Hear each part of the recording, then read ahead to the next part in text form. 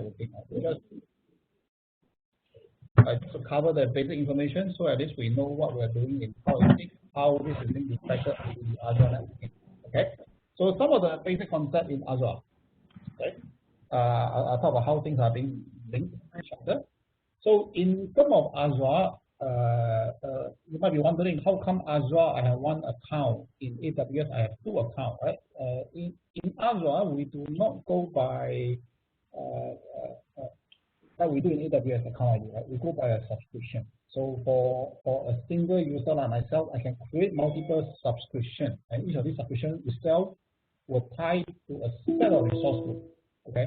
So for a single subscription that you use, equivalent to an AWS account, this can be applied across multiple regions. Similar to AWS, I have one subscription I use across different regions. But within my subscription, I can create multiple subscription, multiple children subscriptions. Think of it this way. So in fact, later when you use your lab, you're going to use a subscription that's created inside my main subscription. These are the relationships that you cannot do in Azure, AWS. So this is in Azure only. Right? So within every of the region in Azure network, there's this concept. It is called the virtual network. Right? So this virtual network is very similar to what we talk about in AWS. In this case, it looks like a VPC. Okay, similar concept. Okay. So between Azure and AWS, generically they look similar in terms of the structure, but there will be some subtle differences. Right? So first of all, inside a virtual network, it maintains a set of private addresses. So this is referring to a range of addresses that I want to put inside this virtual network. So this is similar. In the AWS, we create a CIDR address, right? So I can put a /16, right, to this network address 6, right? And this is allocated per subscription address, cannot be shared between subscription, whether it's the main subscription or the children subscription. This address cannot be shared. It's within the scope of a subscription, right? So as you look into the subnet, into the VNet in AWS, right? So we talk about creating all the subnet, and this subnet cannot be overlapping, because this effectively translates to a single VRF construct that we have, right? So in the Microsoft Azure network, you do not create subnet with overlapping address, and neither can you create multiple VRF or the subnet overlapping. So if you want to create overlapping subnet, one way to do is to create multiple virtual network, right? So that's how you do it. Right? So you cannot create a virtual network. Inside the virtual network, you go about creating multiple subnet of the same address range. This will be rejected by the Azure networking. So you do need to be careful about this. Okay. Within the virtual network, subnet itself are able to reach each other without any configuration. So this is very similar to what we talk about in the AWS. Everything within the same VPC, all the subnet can talk to each other. Okay, and there's always a default route configured, and this allows you to go to the internet. So this is the networking construct in AWS. We talk about virtual network. Think of it like VPC in AWS, right? And within the virtual network, you go about having all the subnet, right? And of course, this also maps into a respective AZ in Microsoft Azure network as well. So Azure, they do have construct of region, similar to AWS. They do have the construct of region, right? AZ zone, similar construct. Okay, so that's what we do. Okay, now in Azure, one of the things that we also do here is that we can define all the L3, L4 policies. So similarly to AWS, you can define at the network layer. That means I apply L3, L4 filtering at the network layers, right? So this itself will be referring to a list of inbound, outbound policies. So later when we test the application, right, whether I allow the TCP 3,000 pass through, right, will be based on this. So this is going to be a set of permit denied statements, okay? And there are certain default that's being implemented as well. So these are those policies that you can do.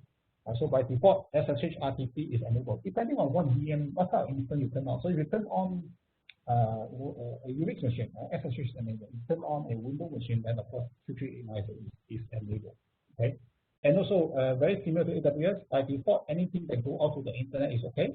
Anything that come in is constrained by either SSH or RTP, depending on what you have. Okay. So this is the network layer. Within the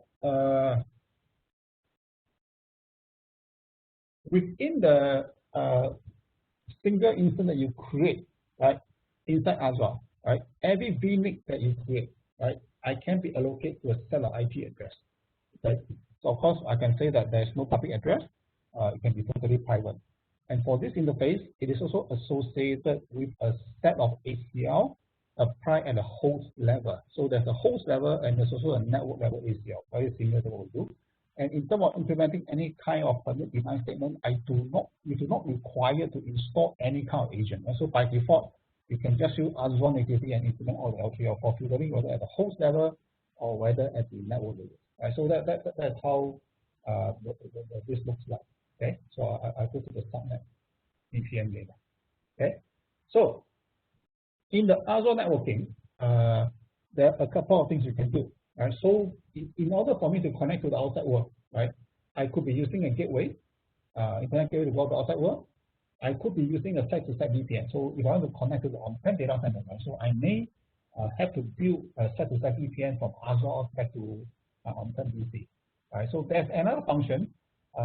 It's similar to the direct connect that we have in AWS. We can do the express route, whereby I can have a dedicated connection from my data centers all the way to the Azure point of presence. So in this case, I can technically send information data from my on-prem desktop DC from my remote branch directly to the Azure without any encryption. So of course, in real life, very common that we actually do the IPsec tunnel on top of this.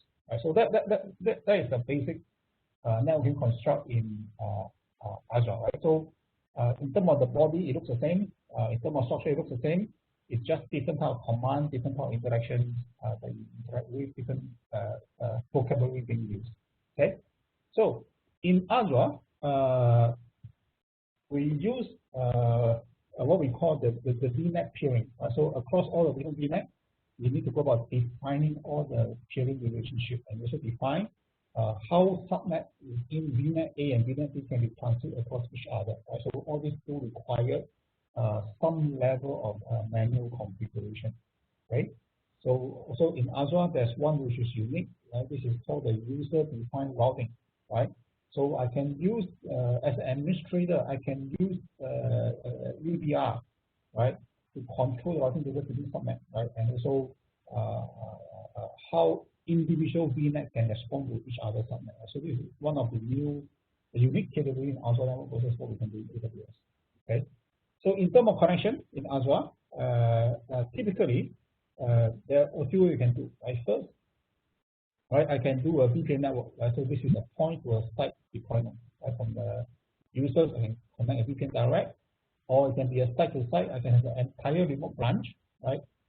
Connect to my resources deployed in Azure network, or I can do a site to site. Right? So today we have many customers. Some of them are looking into I want to do everything cloud first. I don't have a data center, right? So what we can do is we can actually implement the entire Cloud APIC solution, right? I can allow a remote branch to connect directly to the Azure instance. I can now implement policies to determine what resources this guy in the remote branch can access the resources I deploy in the Azure network. So this is possible through some of the new capabilities that we introduce.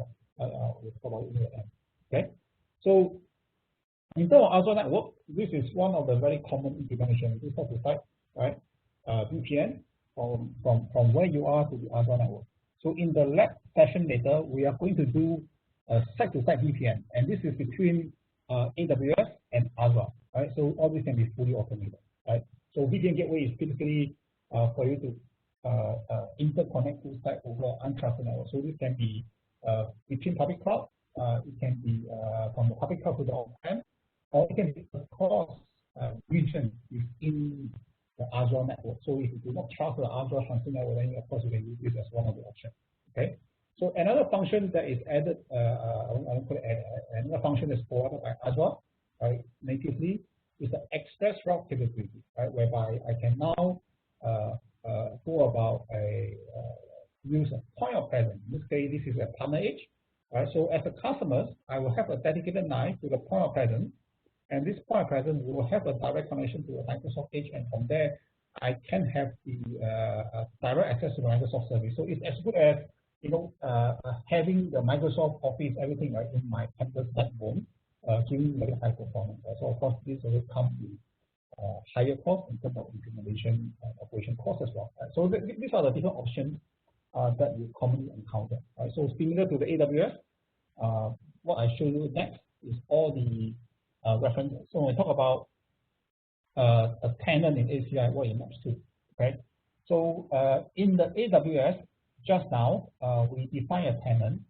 A tenant is relating to an AWS subscription in the AWS world, okay?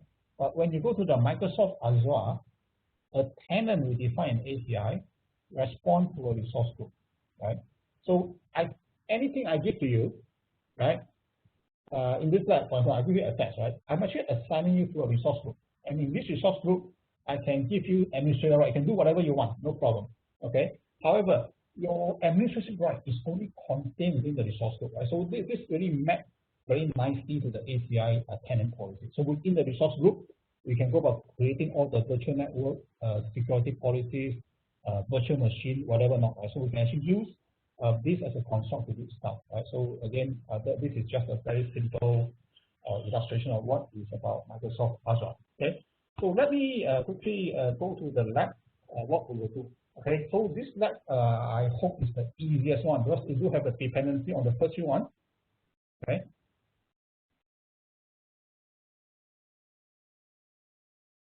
If I remember, it should be an easy lab.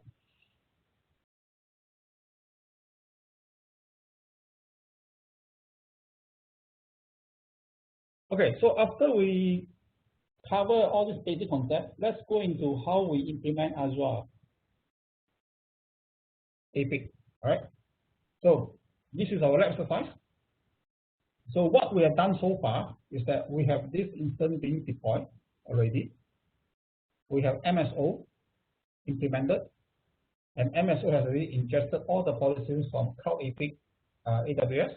And what we need to do here is to bring out a new Cloud APIC in Azure, and we'll push the policy from MSO towards the Cloud APIC in Azure. And now we can go about, making sure we have the consistent policies. Okay. So for the actual implementation, in the event that you do this for your customers, you need to deploy the Cloud APIC in Azure. Right? The process is very similar to what you do in Azure, AWS. Right? So what we're going to do is, instead of you going through this, will take about half an hour. This is fully automated, so we actually create all the Cloud APIC instance in Azure before the session starts. Okay, so you don't have to deploy that. Okay, but what you need to do here is to define all the region management policies. Basically, you need to define the you need to define whether you enable intersite, whether you enable CSR, how many CSR, and all the partner addresses. That's what we do in AWS. So this is going to be a very simple step that we do. Okay. So in terms of registration requirement, you must be able to access portal.com. Okay. We have allocated some Hotmail account for you to use. Okay. Now, why is that so? Because in Azure, we are going to use, I'll say, in the Azure portal, right, it's going to be using Microsoft directory. It only understands the organization that's using their service. For instance, in my case, it's Cisco.com, or I can invite guests, and guest is going to be something of hotmail.com or outlook.com. So your email ID is gmail.com, it will not work. Okay, so that's why we pre-create all the Cloud ACI -01 to 020 for you to use this lab. Okay. Now we don't have Cisco attendee here, so I will not talk about it. Okay. So in terms of checklist, right? So before I implement the Azure service, the first thing is I must have subscribed to Cloud APIC in the Azure marketplace. So similar to AWS, I must subscribe to the Cloud APIC in AWS. I must subscribe to the CSI in AWS. Right? So likewise, it is the same. For the region of deploying the Cloud APIC, it must be Singapore. Right? Reason, all the test image I created for you only in Singapore, no other place. Right? Because every place I replicate will cost money, so it's only in Singapore. Right? And you also need to address the location for Cloud APIC Infra VPC. Right? So this part is done for you already. Okay. You also need the SSH key. Right. So again, this should be part of email. Very likely in the class you are not going to use the SSH key. Okay. But in real life, and you go for a real customer production, these are the things that you need. Okay. So these are the steps that is needed, right, to deploy the Cloud APIC in Azure. First, you must be able to deploy Cloud APIC.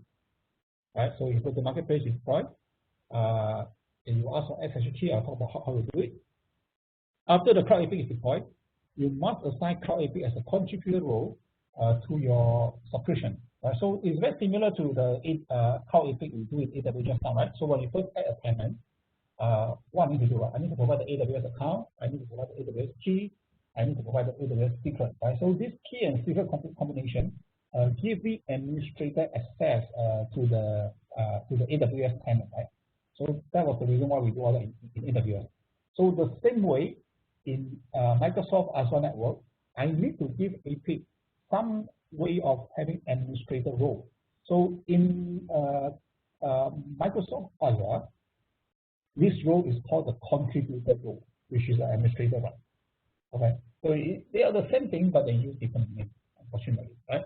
So after the Cloud APIC is created, this Cloud APIC must be assigned to the contributor role. Okay. So again, in the lab, I do not want you all to go through all this because in case you're not familiar with Microsoft Azure, how to navigate, it's not very problematic, and you really cannot completely within the lab time. Okay. So what I've done is I really capture all the steps for you, right? How you create SSH key. Right? So that's why there's a green sign here. It's done for you. It's for your reference. Okay.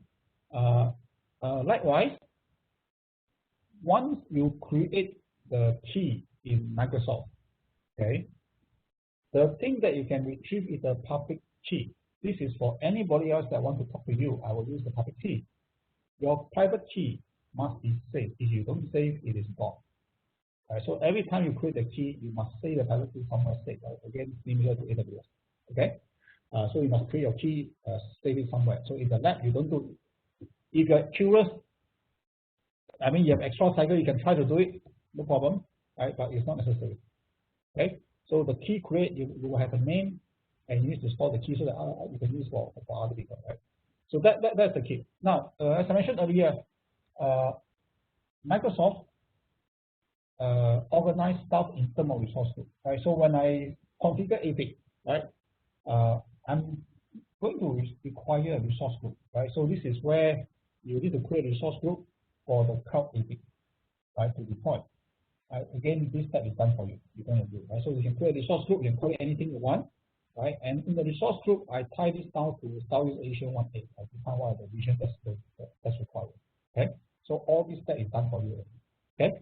So in one of the email, it should be the third email that you receive, right? You should have an email with the Azure login information. Okay. You should have two keys. One is the private key for you to use in the event you want to access your host, you can use it. And there's also the private key that you will save. Right? So this is sent to you, so you do not have a private key in the Azure portal. Okay. So how to deploy Cloud APIC? You go to the Microsoft Azure, go to the marketplace, right? A lot of these public cloud interaction, they're actually quite context sensitive. You can just key in Cloud APIC and then it will bring you to what you do, right? Then of course after that, you will select deploy Cloud APIC, right? So this is very similar to what you do in AWS this morning. So you won't be doing that. We take out this for you to save you some time, right? Then you key in all the parameters, right? Now, in terms of real life implementation, you have to make sure, right, that you do not overlap the infra subnet.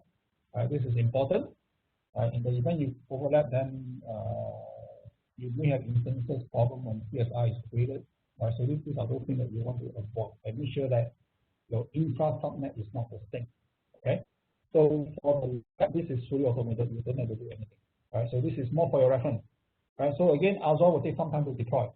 Right. You can wait for the Azure Cloud APIC to deploy completely. Normally, it takes maybe about 10 minutes for the entire Cloud APIC to be ready. Right. So once it is ready, you should be able to see the IP address of the Cloud APIC. Of course, the next thing you do here is while waiting for the Cloud APIC to be ready, you should see a VM created to be the Cloud APIC. And what you do is you go to your subscription, right? You select the subscription, you select IAM, you create a role, and you assign this to the instructor, to the contributor role, right? And you will wait some time for it to be ready. Okay. So I will walk through how this is done, but you don't have to do. Okay? You don't need to do because I create the APIC for you already. Okay. So let me show you how this is done in Azure.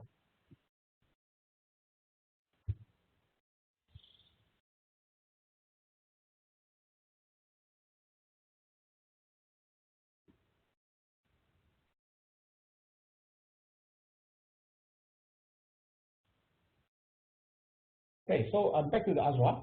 So when you log into your account, you won't be seeing what I see because I'm the principal account. I see all the subscription. I see all the resource group. So you only see your resource group allocated to you. You won't see everything. Okay. So okay. So first thing is we want to. I think resource group I will skip. Is quite straightforward. You can do it yourself. So you go to the marketplace, right? And you can go to the marketplace, you can look for Cloud APIC. Select Cloud APIC, then you will see this guy here, right? You can select the version you want to implement, and click create. Okay, I will not create, I'll just walk through the step that's required. Okay, so what you notice is this is exactly the same, right? So I will put it into some tenant 0, which is a trade, which is the instructor port. Then I will use one of the resources that's been created. I don't want to use any existing one. So I'm going to use one of the, I just create one on the side. So I'll call it for demo purpose. Okay, demo purpose, resource group.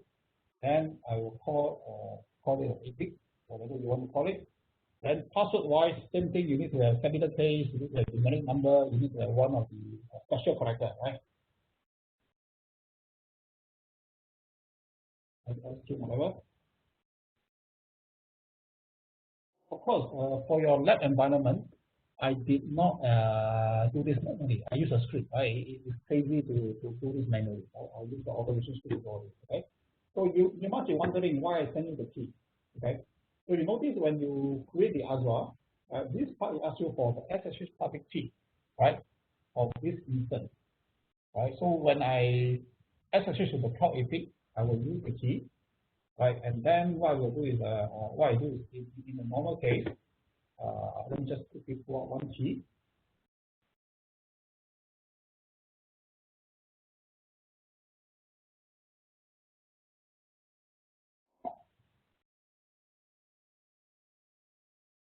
Okay, so this is my public key. I just try and play this one. Okay. Try and paste the public key and put it inside here. Okay, so that is the purpose of telling you the public key and the private key in the email. But of course, in this exercise, we are not going to do. Okay, so next I will configure this. So now I will be asked to key in all the information, like what fabric I want, what's the version I want to implement, what's the infra subnet, right? So this is where you need to be careful to key in to make sure that it do not overlap with the AWS, right? So for illustration purpose, I will just say it's a 255, which is not something to use, right? Then I'll just allow everything to and we will do one hour validation.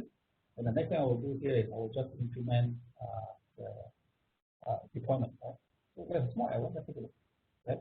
I forgot to define the subnet, so this will be 0.0.0/0, right? One of the questions being posed just now is what is the external subnet used for AWS, right? So for the lab exercise, we're going to use 0.0.0/0. What this means is I allow everybody else to access the Cloud APIC interface, right? So this is what it is, okay? So now I should pass the validation. Of course, the next thing I will do is I can select deploy, okay? This is where I will end. I will not proceed further because I don't want to have so many APIC. It's kind of expensive, right? And so once you create, you will go and implement the Cloud APIC, right, on Microsoft Azure. So this is what you do, right, in deploying Cloud APIC. It's quite simple. I mean, once you get the hang of it, it's actually not that difficult, okay? So after the Cloud APIC is deployed, it will take a few minutes. right? Now, as I mentioned earlier, the Cloud APIC itself needs to have administrator role to create stuff inside the Microsoft subscription. So how do I do it? Right? So let me just randomly pull out one of the accounts. I will use maybe I will use account 7. Okay. So assuming that you have created the Microsoft Azure already, you have created the Cloud APIC in Azure already, right?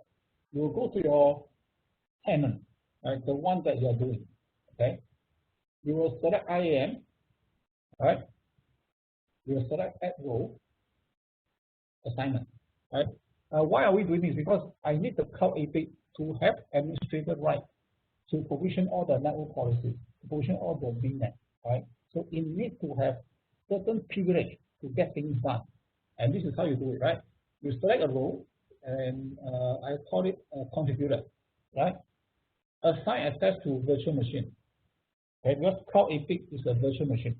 So anything that the Cloud APIC generates, right, it will be taken as a contributor. So I give you the access right as a contributor to stuff, right? So you can see that the machine will automatically show here. You have this guy, and you save, and this will put Cloud APIC as the administrator within the scope of the resource group that you assign to. That's what you mean. So this part is important, right? So if you don't do this correctly, or you forgot to do this, when you deploy the Cloud APIC later, you will see error like, I want to do something, but because of access right, the task failed. So you'll see that error. So come to troubleshooting, this will be the thing that you will check to make sure that you have created the right privilege, right, for the version. So that's what we need, right? So again, what you can do is, other than creating, you should be able to look at the role assignment, right? Under role assignment, you should see that Cloud APIC is a contributor function, right? So all this has been done for you already. Of course, you are more than welcome to navigate around, right? Look at your privilege assigned to you. Okay, so that's what we have. All of you, when you log into the system, to Azure portal, your ID will be Cloud ACI something. So these are guests of my principal account. Okay, so this is what we will do. Okay, so that pretty much finish up the Cloud APIC deployment in Microsoft Azure. Okay, so let me go back to. So that's why over the slide we give you all the steps, right? So you don't have to do all this. We have done all this for you already. Right, it's done for you. So this is for your reference. In the event you want to implement the solution later for your customer, you can follow this. It should be quite accurate. This is based on ACI version 5.2. Right? So this is a release that has been announced for the last 3 months. Okay. So any question at this stage before I move on to the next part? You can unmute and ask, or you can post. I can try to answer.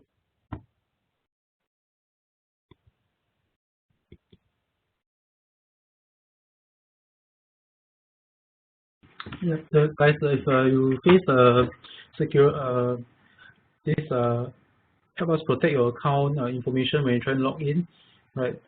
Just email the I have provided the email for the recovery account, right? It's cloudhci-master@hotmail.com. Thereafter, code will be sent to me, and I'll paste the code for you to log into the account. Okay. Actually, because your ID is not cisco.com, so it's not. So when you invite guests, we have this one. Another way is you can use your own personal Hotmail. That will work. But we need to add you into the list. We'll take it after 2 minutes. Okay, if no further question, let me. You want me to wait a while until people can go into the Azure? I think we can still proceed. Yeah, you are doing the demo now, right? Yes, I will explain now a demo. Okay, yeah. I think we can start. Just want to let partners know, right? I've already placed the slides for the next section that we're talking now, right? In the Teams room.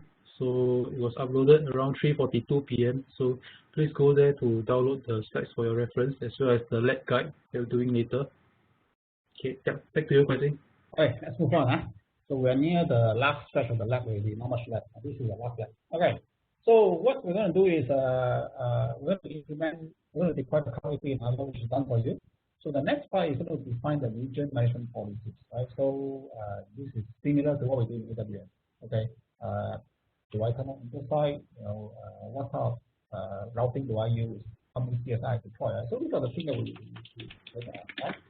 So in terms of checklist, okay, again, all these are taken care you don't have to do. In terms of checklist, we do require a BGP number for the CSR. Right? You do require the external subnet services. Okay, this part you don't in the lab you don't have to do. By default, the number on the Microsoft Azure account by default per subscription you have is about 8 virtual CPU. So this will not be enough. So you do need to go to the Azure CPU quota, increase BSD 3 to 20. This is required by the CSR. Okay.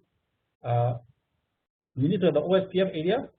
This has to be the same as the one we used in the AWS this morning. Right? If you don't define this correctly, it's not going to work. Okay. You don't need the on-prem this one is only for the vendor that we have. Okay. So there are 2 steps we require. Right? You need to subscribe to CSR, similar to AWS. Right? You need to subscribe to CSR just to agree that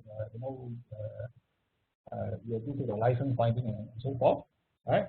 Then we'll define the region policies. Right? So this is the APIC region management requirement that we have. Okay.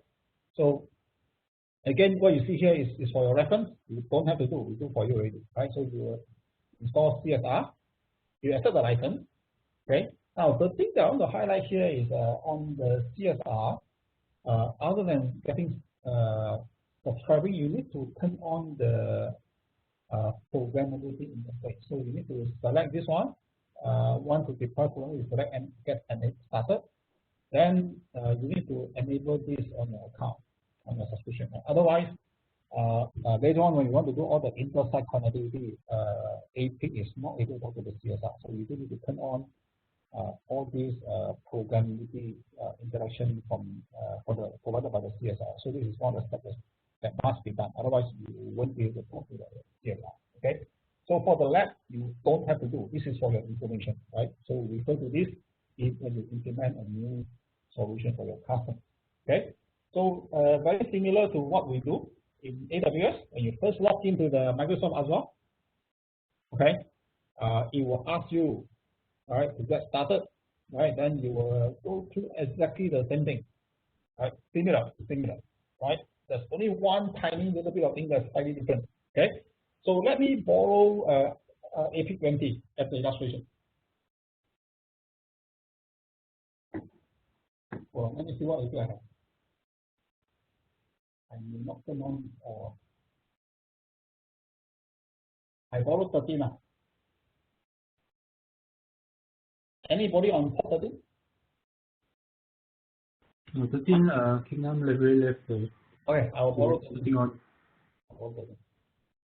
Okay.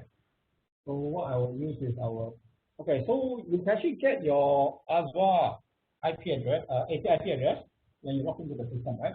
So what you need to do is when you first log in, okay, we should see Cloud APIC. There's something as hotmail.com. You should see a Cisco logo here, right? That means you are connecting to my directory. If you are not in my directory, you cannot see anything. Okay. Now, other than that, when you connect to the Azure, go to the home page. Okay, you can select subscription. Okay, because I'm the administrator, I see all the different tenants. You should only see your own tenant only, nothing else. You should, let's say you have port 13, you should see tenant 13.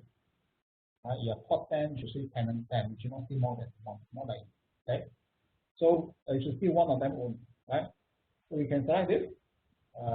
A few ways to look at your virtual machine. You can select the tenant. Okay, you can select the resource group. After you select, right, then you can open up. So after we deploy the Cloud APIC, right? So for the lab convention, you will see. Let me use a better one. Let me use 13 as a example. Right? On your login, you should see resource group. You should see something like tenant 13 infra. Okay. You will see things like tenant 13 key store. So this is the one that I created earlier to store the key. So when I send you the key just now, right? This is actually inside this resource group. Okay. So the way Microsoft organized stuff, right? I would think it is more organized to me, right? It's easier for me to look for things, right? Because everything is by resource group, right? So again, not to throw anybody, but I just find this is easier for me to do. So when I deploy the Cloud APIC, right, it is deployed in the Infra 13 resource group. And inside here, it will show you everything that is used by the Cloud APIC. So when I deploy Cloud APIC, these are all the things that have been deployed. So you notice there will be you should see a virtual machine sitting somewhere. There's a virtual machine here, right? I highlight here, Cloud APIC 13. I can select this guy, right? Then I'll get the IP address. So this is the IP address of the APIC, right? That I deployed. Now this is one way. Well, you can see there's quite a number of steps, right? Now there's a shortcut. Yeah, shortcut. Right? Go back to the home. Okay. Select virtual machine. Right? This will give you a list of virtual machines that you have. Okay. Because I have all your 40 accounts, so I've got so many virtual machines, right? So when you log in, you should only see one virtual machine, not so many, only one. Okay. So you can. So in this case, I'm interested in port 13. Let me look for 13. Right. I can select 13. Then this is the IP address. I can copy and paste this one. Right. Then let me go in. This is here. Okay, so this is my APIC. Okay, I have pre-configured your APIC, and I will put the passwords here. Right, your APIC has a pre-configured password, and this is done by my by the automation script. Okay, I put inside here.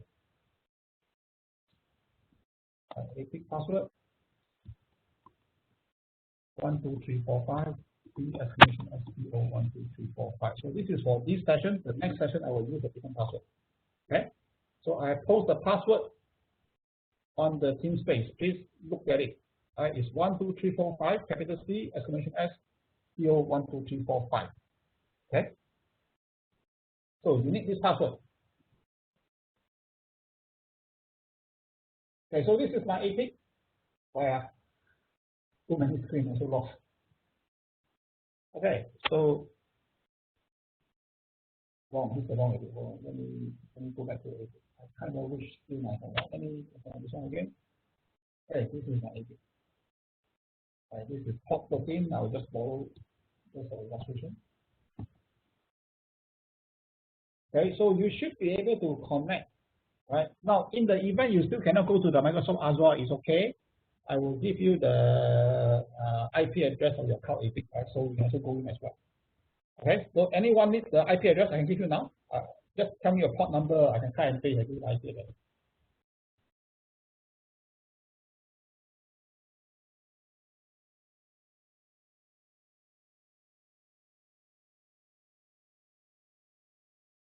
So let me get port 6 IP address.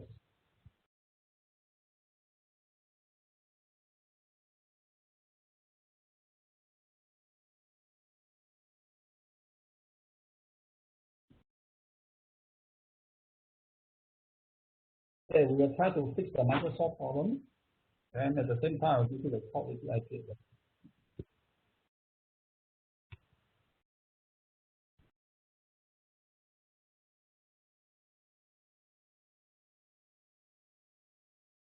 This is for port 6.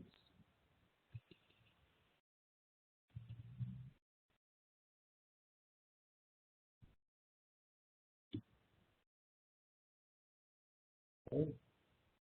Let me look for one of them.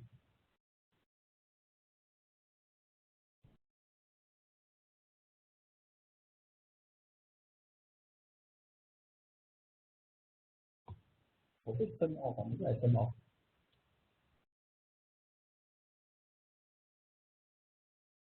Port 13 is off. Let me look for one more port. You can use port 12. I borrow 12. 1376.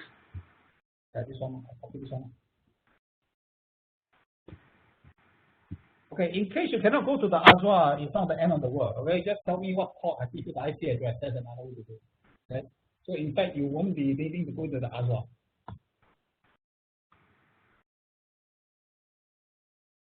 Okay, so important is you go into the Azure first, and you do together. Okay, so you can log in. It will be something to ask you about security or this. Just accept and go. Okay, I'll give you port 5. Port 5. I think I will have to check the. Yeah. Okay. Continue with it. Yeah. Okay, I will continue. I make sure you have it. Okay, so this is the APIC that you have. You see the admin and the password number is 12345 capital C exclamation followed by small s C O 12345. Okay, that's what we do. Okay, so this is your first interaction to the Cloud APIC in Azure. It's nothing new. It's exactly the same as AWS. Right? So by the time we have a Cloud APIC on Google, it will look exactly the same. Right? It will look exactly the same. No difference. Right? I think you go now the IP address faster. Yeah, we'll give the. Right. So we are going to the first part to configure the region management on the Cloud APIC in Microsoft. Right. So from the Cloud APIC, we try to make the thing same for you. Right. But underlying Azure and Microsoft, they are slightly different. So for instance, in AWS, you have PGW. In Microsoft, we talk about GW, we talk about VNet peering, right? So that's the difference, right? So there will be slight difference, right? But what we try to do is to normalize the entire operation so that it's easy for you, right? So you can see that the thing is the same, right? So in the Microsoft Azure, you will say, I want to enable inter-site connectivity, okay? What this means is I'm going to tell the APIC to create instances of CSR at the same time build the IPsec tunnel with any site that it can detect later when you do the MSO. Later, when the MSO at this site, it will automatically build the IPsec tunnel between Azure and AWS without any configuration. So the only thing I want to have connection between the two locations is just to enable the intersect. That's all. No IPsec configuration, no IPsec tunnel, no secret exchange. Right? All these are automated by Cloud APIC. You don't have to do it, right? Then of course I will go to the bottom, look for Singapore, right? Southeast Asia, right? Then you select this checkbox. This checkbox means I want to turn on CSR, right? If you don't turn on CSR, nothing will work. Okay. So we say next. Okay. Then this is where we ask you for the BGP number. So in this case, I'm BGP 20, right? Well, I'm 65202 in this case. Okay. And I think that's kind of anyhow not important. I'm not going to implement it. Okay. So when you see this subnet do not delete. Right? If you delete, you need to go back to the region management and reconfigure again. Okay. Now, as I mentioned earlier in the very first part, if you remember, this looks similar to the way you interact with AWS. However, in the Microsoft Azure environment, I can create load balancers, I can create firewalls. All this requires service IP addresses, right? And this is defined in this user space subnet. In this case, I will call it 10.3.12.0/24. Okay, so this is my user space. This subnet will be used by all the load balancers that I essentially in Microsoft L47. Right? In AWS, there's no such construct. In AWS, you create load balancers. The way you access the load balancers is through a DNS, and this address is controlled by AWS, so you don't have to configure it. So this is a slightly different thing. But from the Cloud APIC perspective, we try to normalize stuff for you. Okay, so you can define the user space. It's not important. Don't ever try to change this. If you change this, your deployment will not proceed. It will fail. So all you need to do is get out of the screen, go back to the region management, right? Because you cannot change anything, right? So I define the BGP numbers. I define the CSR, how many, right? You can look at the numbers. A total number of CSR can be supported, right? So if let's say I got a very diverse region that I want to connect back, I can turn on this. This is exactly the same as what we do in CSR, right? So this number will increase over time as we have newer version of Cloud APIC. But today this is more than enough for many of the enterprise deployments. Okay. So I will define a password. I will call it Cloud APIC admin, so that is exactly the same as everybody else. Right. I see the password. So I finish it, and then of course the rest I don't really care, right? Which throughput 1 gig MSSO is not really important. Then I'll key my OSPF either in this case I'll choose it is 10, right? So I will define my strong subnet. My strong subnet in this case should be 10.5. I can't remember. Let me look at the picture. Where is that picture? on.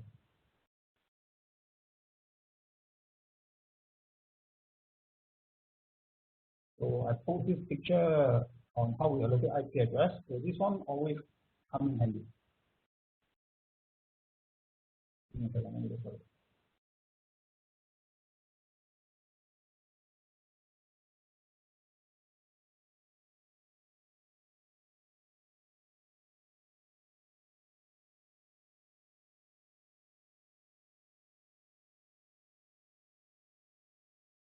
Somewhere in the PowerPoint slide, I accidentally close the window.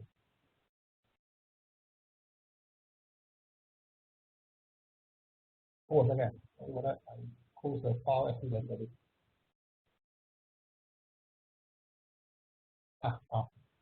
This is the picture I want. Okay, so if you look into the configuration,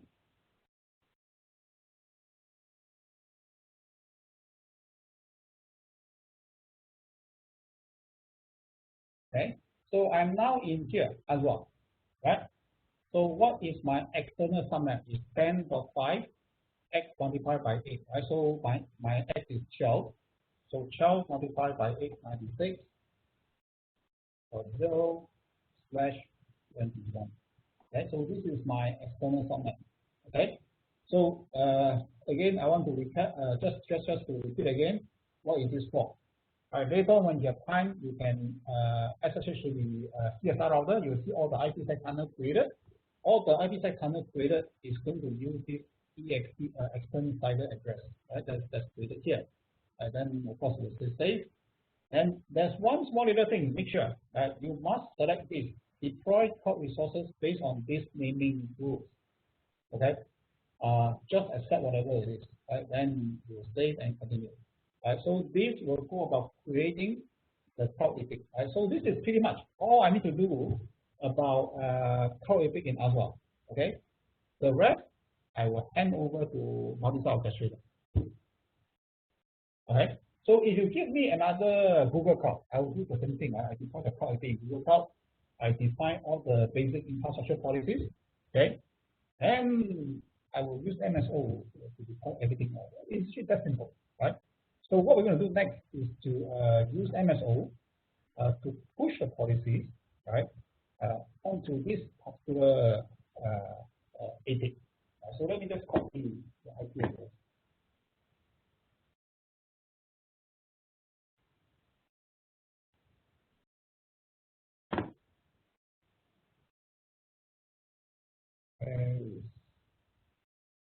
Hold on. Lost.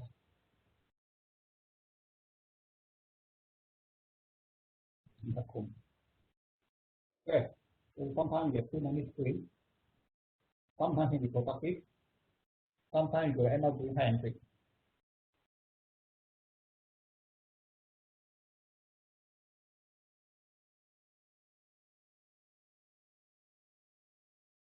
Okay, so this is my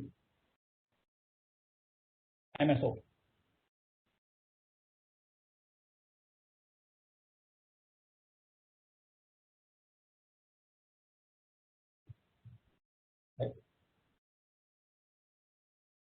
Okay. So far, you can connect to your Cloud APIC and you can define the region policies. That's all we need to do. Okay. It shouldn't be a lot of steps. It should be very simple, right? I think we're going to jump back to the multi-site orchestrator. Okay. So this is the first part of the multi-site orchestrator lab. Okay. So by now, I hope you have already completed the task. So this is what we have done, right? Pay attention to this. Strong pay attention. I have a few partner I work with, customer I work with.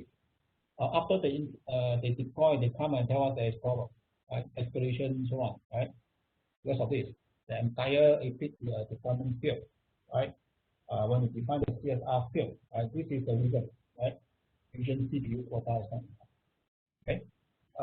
AWS don't have this problem. Microsoft have this problem. Microsoft say that your number of CPU sufficient is no more than 5 or no more than 8. But AWS has a different problem. AWS have a quota constraint of number of IP address you can use. If the default number is 5. Okay, so if I use the default number of 5 IP address, public IP address in AWS, I also cannot deploy the Cloud APIC solution because the APIC require 1 address, every CSR require 4 addresses, and total I need 9 addresses. So you also need to increase the classical IP address of the AWS to a bigger number. So normally I will just use 20 as a start. Okay. So do be mindful of some of this. I mean, all these are documented in our installation guide. But I think things like here is worth putting on. Okay.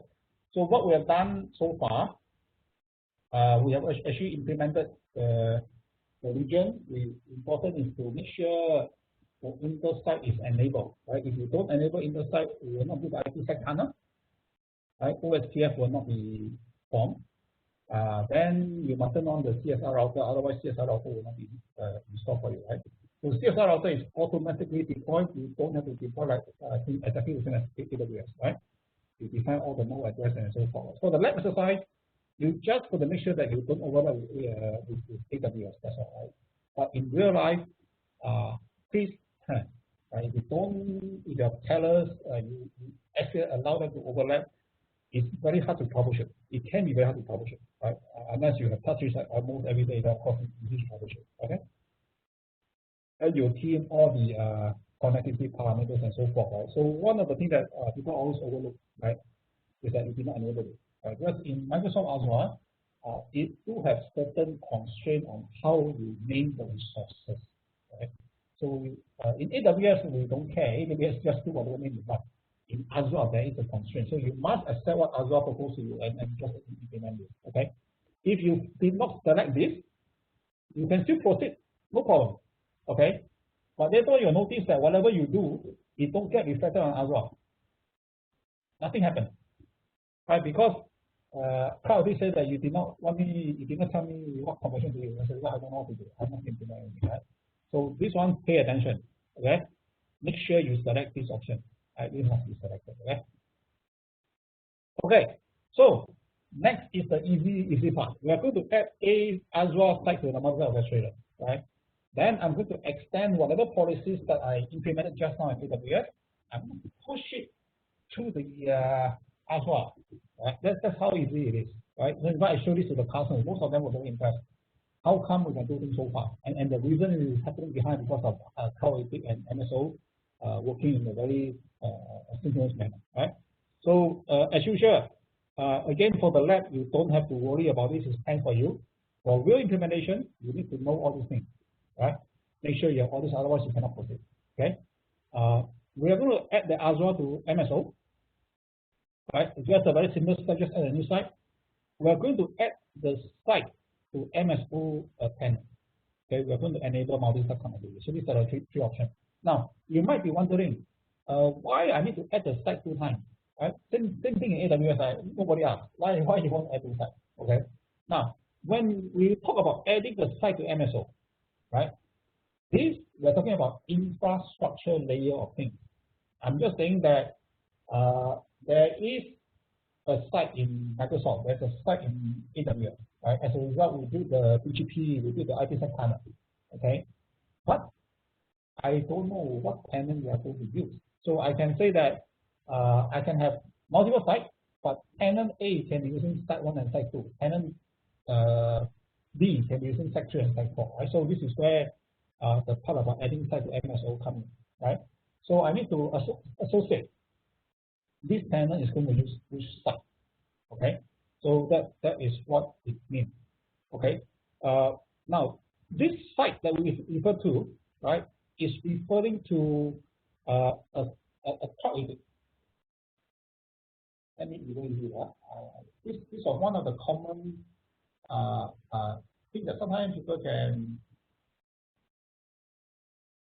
I wish we can do face to face, and I can just draw easily. But sometimes it's quite hard to control.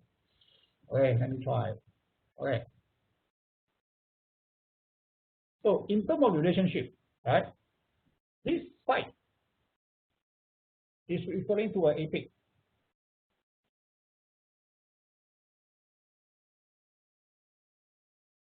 Right?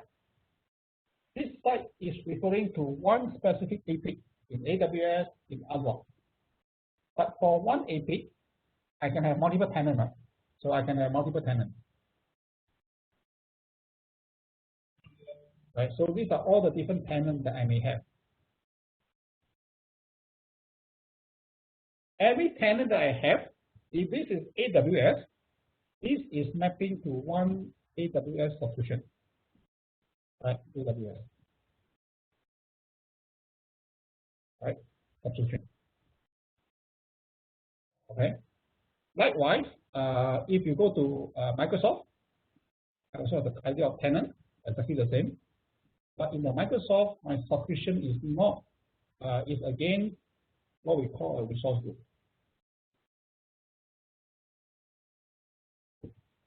Okay.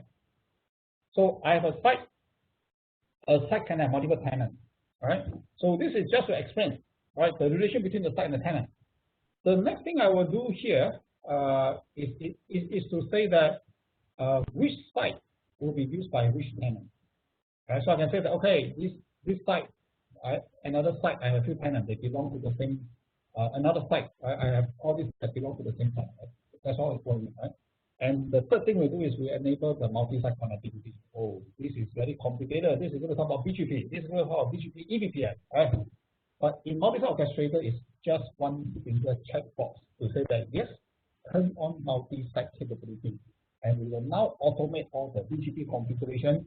We will now automate all the BGP eVPN configuration. So that is what we do. It's actually very simple. Okay. So let me go through what we're going to do. Right? We're going to add the site to MSO, as shown in the PowerPoint. We're going to add the team IP address, whatever of the APIC controller, right? And we'll add the site to the tenant, right? It's pretty straightforward. Then of course we must also define the credentials of this account. So let me just show you how this can be done. Okay. So this is actually quite simple. Okay. So let's go back to the multi-site orchestrator. So this is my multi-site orchestrator 120. Okay, so I'm going to add a new site which is Azure Cloud. Okay, so I can't know what I do. I just yes, since there's a free one, I use the free one. And so this is going to call Azure 12. Okay, so this is my IP address. And this is my password. 12345 SDO 12345. Okay.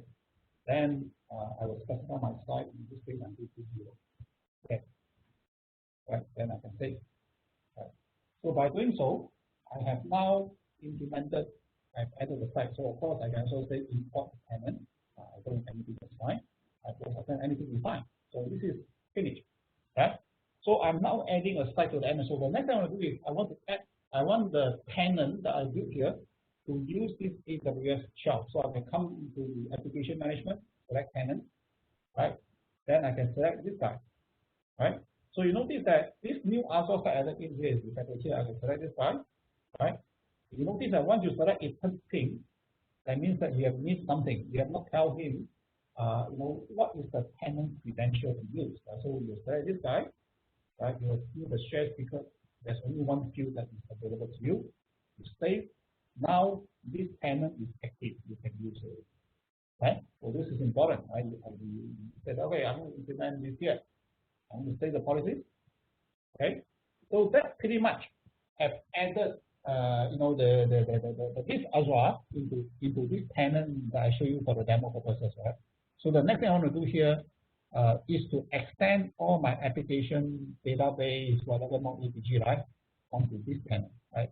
So simple, quite simple. So let's show you how this looks like. Okay, so here comes the bad news.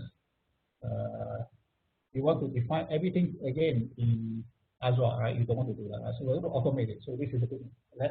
So let me move back to the Azure PowerPoint slide.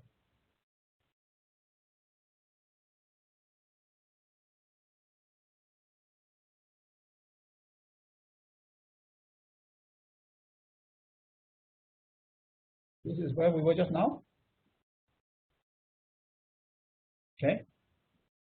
So after you add the tenant, The next thing we do is we will turn on the multi-site capabilities, right? So what we do is you can select the infra, you select configure infra in the multi-site orchestrator, right? Then over here, you will notice all the different sites that you have will be displayed here. So at this page, you should only have the you should only have the AWS, you should only have the Azure. Right? So you will select them. At the right of the bottom, you see there's an option here, enable. Is just turn it on, right? So this will ask MSO, right, to provision all the BGP relationship. Right? So if you go to the CSR, you can see all those things being implemented within a few minutes, right? Then you will select AWS, right? You enable multi-site on AWS and Azure, and you come on deploy. This will push your configuration down. Okay, so that's quite simple, right?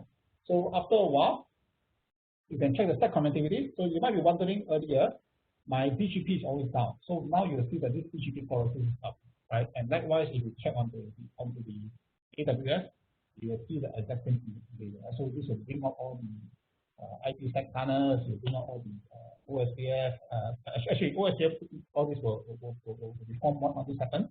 And then the next thing we'll do is once the IPsec is up and followed by OSPF, then you'll see the BGP enable coming up. Okay. So again, if you want to, you can actually SSH onto the CSR router. You can look at the IPsec tunnel status. So before you turn on all this, the IPsec tunnel will show you 0, nothing is working. It will show you nothing is working, right? It will show you tunnel not up, right? Then you look at the OSPF, there's no label. You look at the BGP, label is not found. Right? So it will only happen when you turn on all these capabilities, right? So this is quite straightforward. Not much of challenges. Quite easy to do, right? Because a lot of the automation is done for you behind the scenes. Okay. So this is one thing that will impress the customers. Now think of it. If you have customers that have been spending days, weeks, just to enable Microsoft, Azure, and AWS to connect to each other or connect to the on-prem, they may be able to get it working, but they can't ensure that next time it's going to work again. If you show this to them, right, this is a good discussion to bring them forward to explore what Cloud APIC can do. Right? Many customers I talked to, they were surprised. So simple. Yes, that's all you need to do. Nothing else. Right? Let me show you how to do. Right? So rather than just talking about it. Right? So what you do is after I add the site, right? You will go to the MSO. Okay, you select the infra. Okay, so after adding the two sites, MSO understand that okay, you have two locations. You have one in AWS, you have one in Azure, right? You select this site, configure infra, right? You come here, right? You can just turn on the multi-site orchestrator. Okay, that is all you need to do. Nothing else. Okay. Now let me show you something. Okay. Before I implement, let's see before and after. Let me just show you this. This is just for things we are on this topic. Let me just show you this. Let me log into the CSR. Okay. Since I'm in Azure, give me a second. I'm in Azure. Okay, let me get the Azure. This CSR I use top shop, right? What is my? Okay, let me get the IP address of CSI in Photoshop.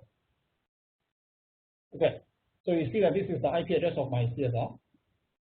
This is Photoshop. Okay, so what I'm going to do is I will SSH into this guy. Okay, this is before I implement all these stuff.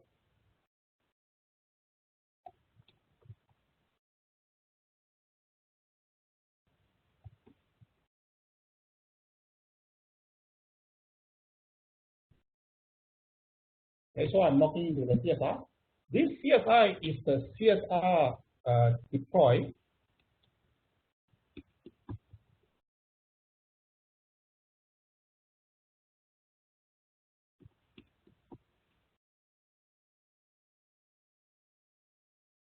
Okay.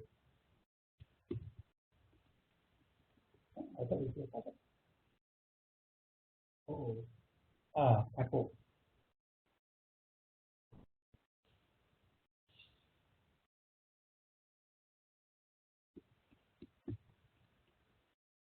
Okay, so if I'm inside the CSR, right?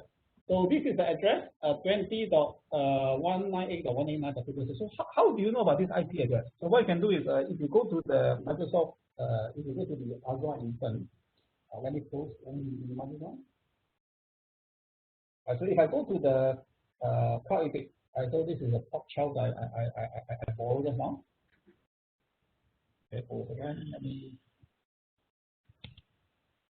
Okay, so this is the Cloud APIC I interacting with, right? So you can select infrastructure, you can select the inter-region, right? You will see that in your inter-region, right? You will see that there's a CSR, the status to show that everything is working. Okay. In the condition that we start in the lab, we make sure everything is smooth so you don't run into troubleshooting, right? So sometimes you may have problems along here, like not enough IP address, not enough CPU, it may be shown here, right? But for the lab, all these are taken care for you. Okay. So you can see that there's a CSR, and this is the IP address, right? It's 10, there are two CSR being deployed, A and B, right? And you have 226 and 186 at the back. So I just talking to one of them, right? Which is 226. Okay. So if I do a show IP interface view, right? You will see that the tunnel has been built up already because now MSO has come in, right? Enable just now we added the two sites, right? Azure and AWS, right? Because I add these two sites, now we have to build a tunnel, right? So you can see the tunnel 1, tunnel 2 is implemented, right? So this is done automatically. So if I do a show IP OSPF neighbor, right? You will see that this neighbor is not established. So this is a neighbor relationship from this CSR router to the two CSR router in Azure.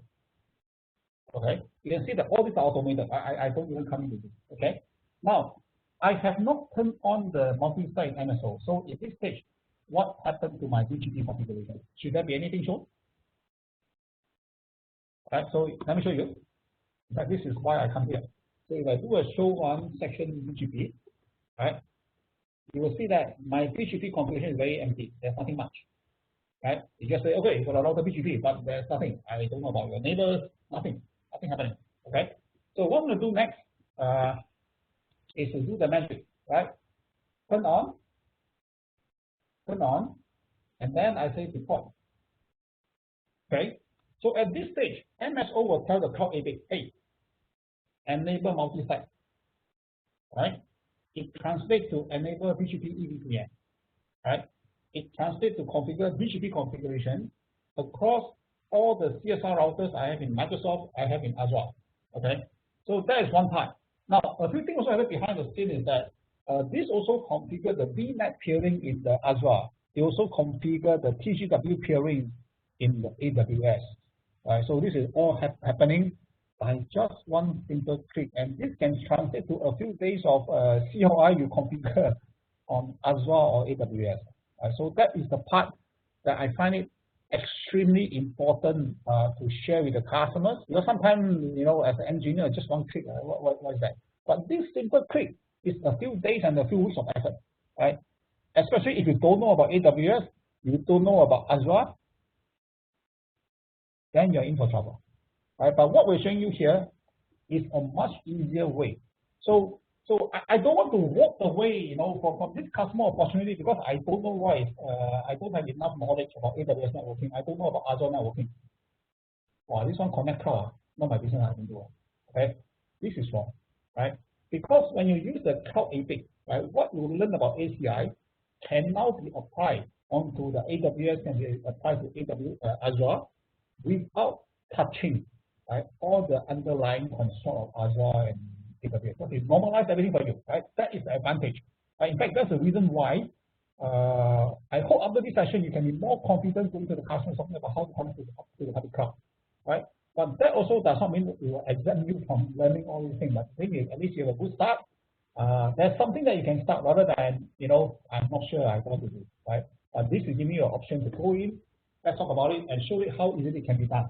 Right? And that's why in the guide I give you a lot of details so that you can easily replicate what we do in the lab. And those conditions that you see here is a very common customer use case. Okay, so now I implement the change already. Okay, so let's see the magic. Notice something? Can you see the difference?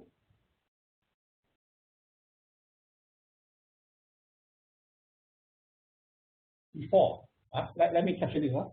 I put on the screen.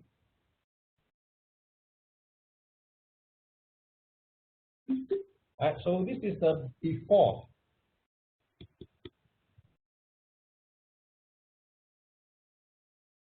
We can compare later.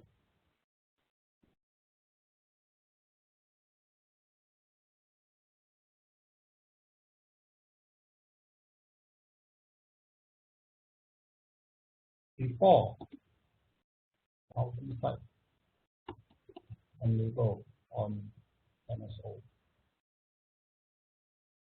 Right? Config on CSR. Okay. I did not touch the CSR. I just show what happened in CSR. Okay. So this is after.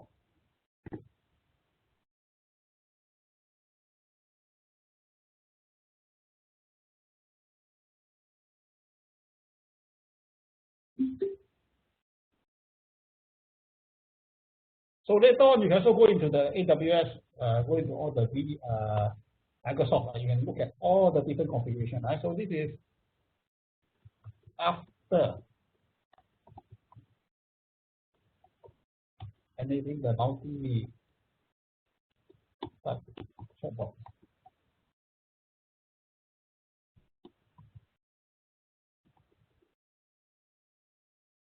Okay. Any feedback on this? Are you impressed?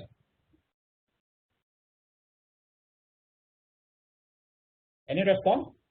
Are you impressed with what we do for you? I mean, what Cloud APIC can do for customers? All right. So later on, we will go to the on-prem data centers, and this will also automatically the IT sector to the on-prem data center. Right. So that is really the benefit that we talk about here. Okay. So this is all I need to do to enable the multi-site connectivity. Just these two steps only, right? It sounds like a very complicated task, but to the multi-site orchestrator, it is just one single step, right? So you also notice that once we implement the change, we will now get all the information, right? So notice the this address there very familiar, right? So this is 10.3.100 something, right? So these are those infra information that we define, right? So these are those. This is my site local EVPN router. So this is all my remote access remote external subnet information. Right, this is my data feed tab. Right, so these are all the information that has been exchanged between the respective browser. Right, so within a short while, you see all this information coming back here. Okay, so that is how the entire multi-site orchestrator can simplify all these types of communication. Okay, so that is the beautiful part. Okay, so after you finish this one is quite a straight, quite a simple exercise. What we're going to do next is the final punch, whereby we're going to extend the policies from the multi-site orchestrator onto the Azure. Right? I don't want to redefine all my contract and filter. That is going to be pain, right? So what we're going to do is next. Okay. So check this. We must have planned what is the IP address for the Azure tenant, right? What is the title range, right? How we classify the EPG. Okay. Again. Highly recommend you to use Chrome because when you do I think there's a problem with this, how we can do some of the configuration. Okay, you can use the sliders. Yeah, you need to know what is the agreement with application guy. How do I classify your application? Because now we're in the QA stage. What I have is I'm going to have the application deployed in AWS is going to be application database. What I deploy in Azure is going to be just the application. So as a result, the tier is going to front end. So what are the steps required? So I'm going to add Azure site to the app and command template, right? Because Azure is not going to have database. Azure is going to have the front end only. Azure need to learn about all the contracts, so it's going to be command template. Okay. I need to define the CIDR address for the Azure workload, right? Remember in the AWS just now, we defined the cloud context profile, right? So far, we're not done this in Azure yet. So we're going to use MSO to do the same thing. Okay. After all this, we are going to deploy these policies into Azure, and we're going to verify the security policies that are provided. Okay. So let's go through the steps, which the rest of the slides is more for you to follow. I will use the live system to show you how this is being done.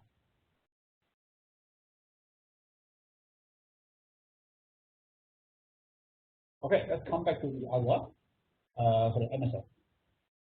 Okay.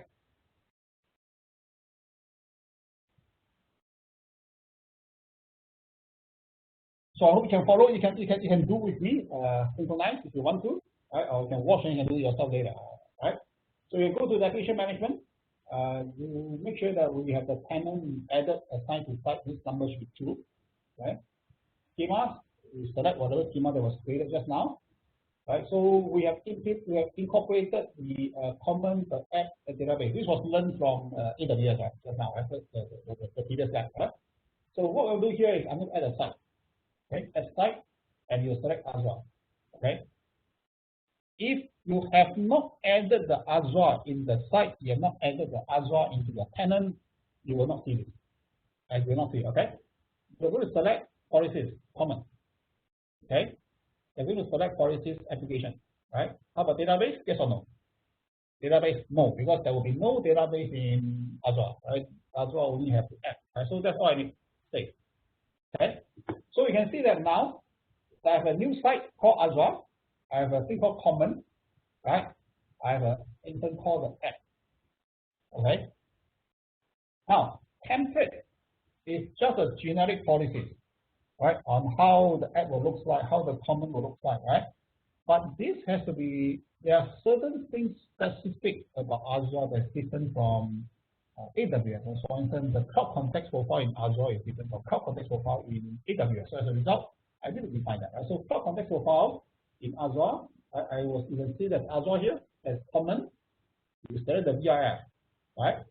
So now I'm telling the system what is this VRF about? What is the region? Right? So the context is very similar to what we do in AWS. We just say that okay, this is going to be Southeast Asia, right?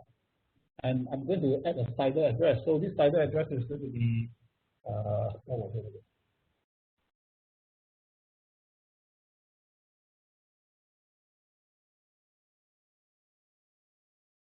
Okay, I'm going to be 10.220. Let me use 10.220. It's going to be 10.220. Or 0.0.16. Okay, so again, I do this just I don't want to cause any conflict between Azure and AWS to make sure that they're not the same. Okay, primary. Right, so I can now start to create a subnet.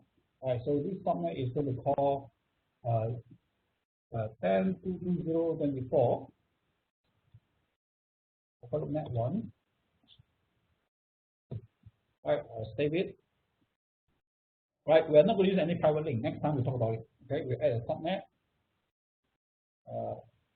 220.1.0 and select net 2. Okay, remember you must search chat box, right? So I will enable VNet peering, right? So this is a hub network that I will use before, right? So this is more for the Microsoft construct. Of course, I can also use VPA peering out, right? But to make a solution much more scalable, VNet peering is highly recommended. Right, so I save this, then I save. Okay, so pretty much I have defined, the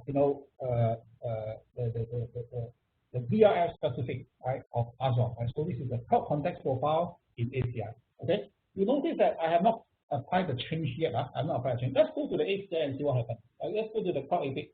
Right. So if I go to the Cloud APIC, right. So this is the one in Azure. So if I go to here, you notice that in my cloud context profile, it is not shown yet because I have not implemented, right? So what I will do now is that I will select common, right? I will deploy to site, right? And this is what it is saying, okay? Then you select common, I will select deploy, and it says that it's going to create all the photo app, all the filters, all the contract, and the external EPG in Microsoft Azure, right? So let's implement it, right? So within a short while, you will see that it shows successfully deployed, and this arrow will turn green. And if I come back to here, let's see what happens. Right? You will see a new cloud context profile that's being created, and this is exactly the same as AWS. Okay? So what I'm going to do next is I'm going to look at the application. Now, what about application? Application, there's only one thing, right? There's only the API, right? All the relationships being defined here, right? But how do I classify application instance in Azure? That one nobody knows. I have not defined it. So what you do is you go to the Azure app template, you come here, right? So you notice that all your contract is copy over, right? There's nothing I need to do. The only thing at this stage is I don't know what is front end, how to define front end, right? So I need to come here, I say selector, right? I call this front end.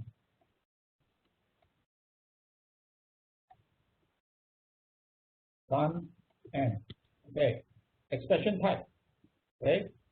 I will, this one is a very bit misleading. It doesn't mean that you can do IP address or region. What you do is that you select the type, you just key in TIER, tier, okay, and then you say create custom tier operator equal.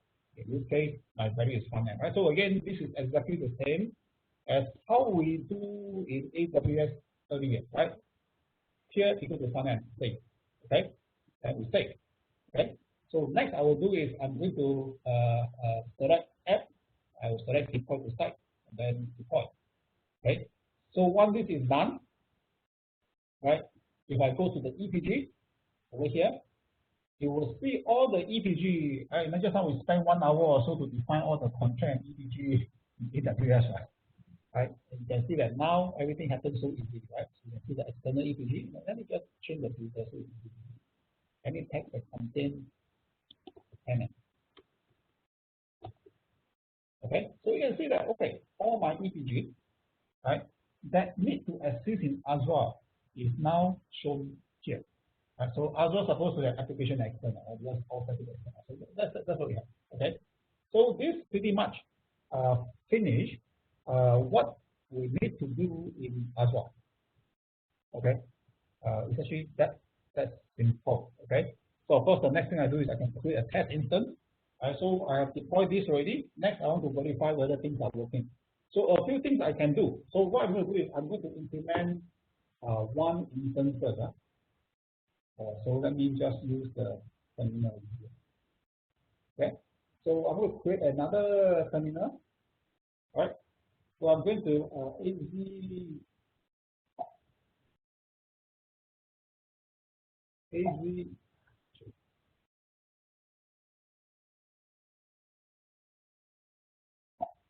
create instance. I use child.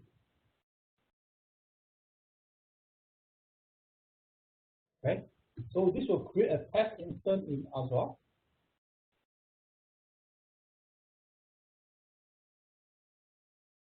Okay. I need to make some change. Give me a second. This is not because my Azure port and my AWS port is different. Okay. Don't worry about it. Okay. Any question at this stage while I make a change?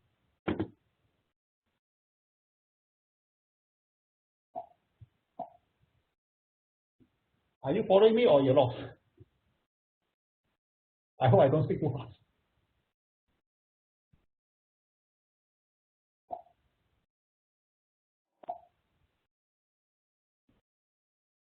Okay, let me do that.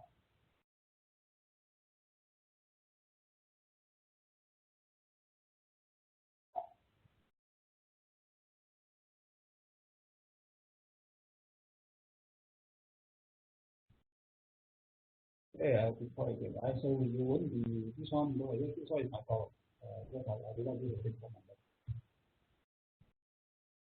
Okay, so I'm going to create an instance of Azure. So if I go to the Azure, you're going to see one instance that will be created as we speak. So let me go to the Azure again. So I'm creating a new instance. And next thing we're going to do is we will look at the security policies, right? Whether it is being deployed in Azure. Okay? So let's go to a Tenant 5 subscription. For your screen, it's easier because you only have one subscription. I have 20 over there, so kind of getting to look at so many things. Okay, so I can look at the resource group. This is another interesting thing I want to highlight here.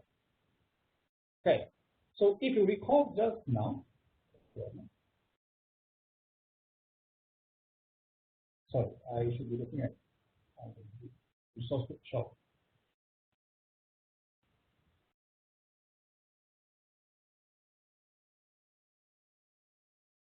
Okay, do you notice something different on my subscription? Right. So when we first started the lab, right, you only have the key store, which I give you the key. Okay. Then we automate the Cloud APIC for you. We create 2 resource groups. Okay. This wasn't available. Right. You notice there's a name that reference something, photo app. Right. This resource group is created against the tenant that I have created in Cloud APIC. Right. So there's a Cloud APIC called Tenant 0. Right? So this is what we do. Right. So if I go to the resource group, then you will see that there is a virtual machine that's been created here. Right. This is called the Tenant Shared App. Right. So if I open up, right, then you will see that this is the IP address. Okay. So of course, the quickest way for me to test is take the IP address. Right. Then I cut and paste here. I key in 3000. If everything is right, I should see the Microsoft Azure superhero. Right. Now it's on the screen now. So this shows that my Azure is working. Okay. Now there are other things I also want to check. I want to know whether the network is defined correctly. Right. So I can go into the network policies. I have to look at how all these are being introduced. It's configured. So I can select this guy, networking. Okay. Also instant. You notice it do allow outside 3000 to talk to this guy. Right. This is the inbound 3010.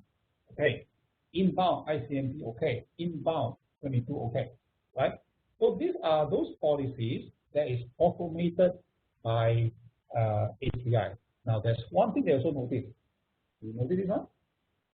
I allow you to talk to anything in 10.042/32, right? So this is probably some policies that I have turned on to enable all traffic between the app, maybe with the database. Maybe. I need to check what was the actual configuration. Right? Let's say this one we have changed over time for different training. Okay, so there's an outbound loop. Okay, you notice something interesting. Huh? If I enable 3306, right, this is not enabling 3306, which is a SQL traffic, to every host in AWS.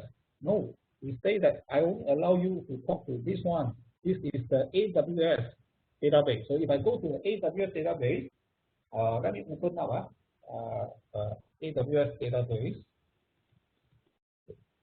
Okay, so I hope it's not too overwhelming for you. I just want to show you how things are being interrelated, right? And this actually translates to a lot of automation that is taking place in the back. It can translate to a lot of manual effort that it can take away, right? So if I go to the Cloud APIC into tenant 0, okay, so let's look at the IP address of the database.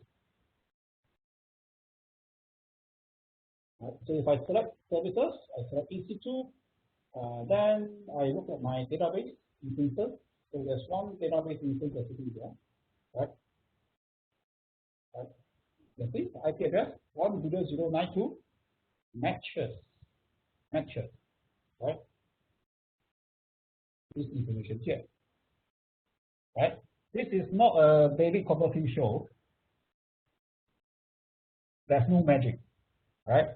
It's a series of automation. It's a series of synchronization, making sure that things are being consistent. Okay, so that's what we have, right? So I want to also make sure that my application works. So again, I have not tried child to 0. I'm not sure what's going on. So let me just try. Yes, now. So this I created one account dummy for that.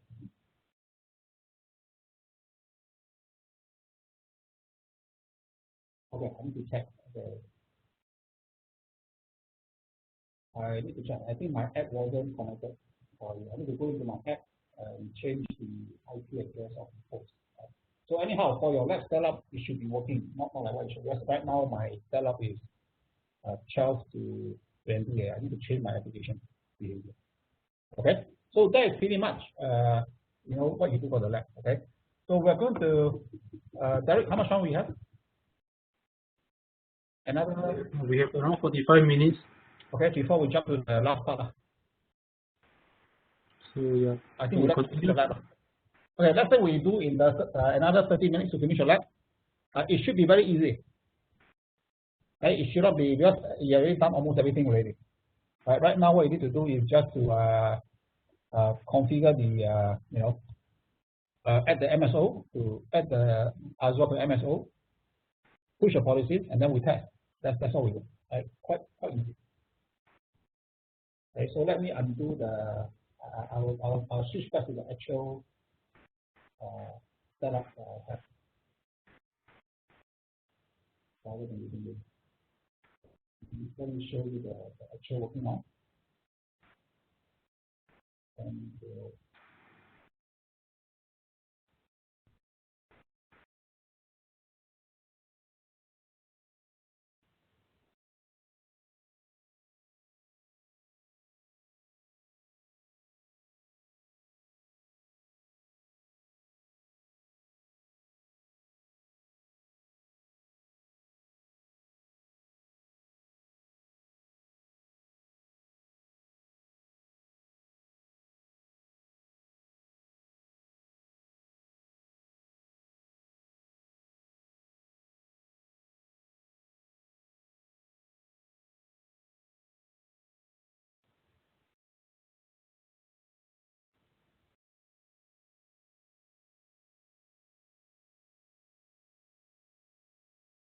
okay, let me create an instance of that.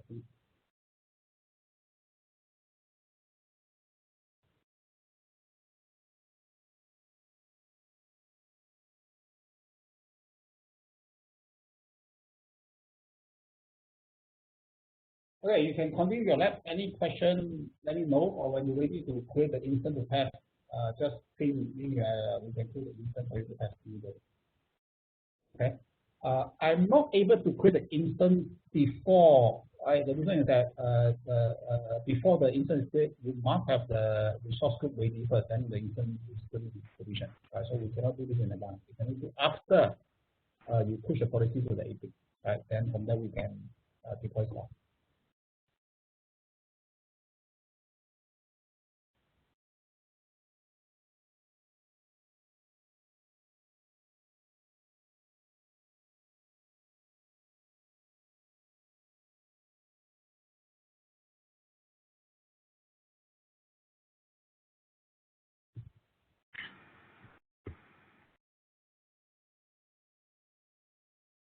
I think so. Can we allocate 30 minutes for this section for the labs?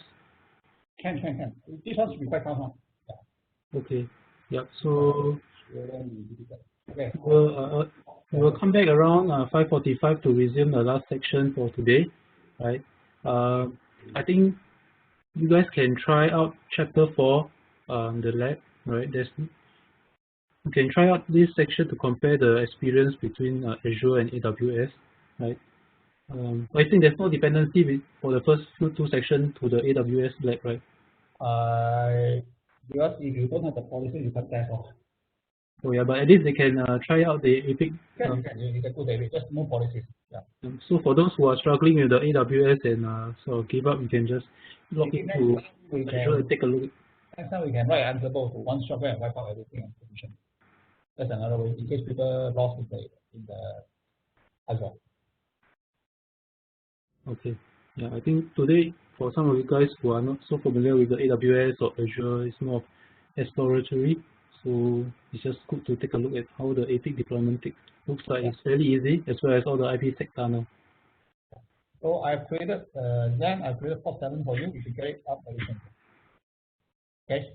So what you can do is after you get it working, please post your Azure superhero image onto the pin space.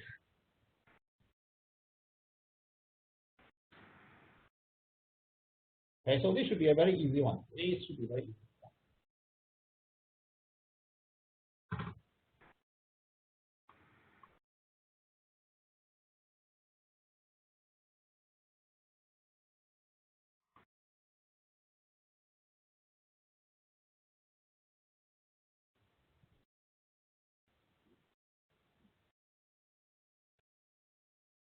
Okay, let me switch to the on-prem setup.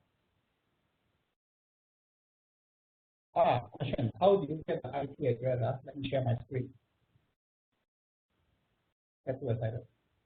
Okay, so when you go to your Azure, you must log into the Azure. Okay, if not, I will show you here. I think some of you may not be used to the Azure. let me get you for you your port 7. If you can log into the Azure, okay, let's assume you can log into the Azure first. Let's assume, right? You can select virtual machine. Okay. Then in your virtual machine, you will see the test VM created here. So in your web environment, you should only have 2 VM. One is the APIC and one is the test VM, and the other 2 is the CSR. Right? So you should see the IP address shown on this column that I highlighted as the IP address column. So this is the easiest way to do. Okay. So let me look at port 7. Port 7. So in case you still cannot connect to the Azure, no problem. You let me know. I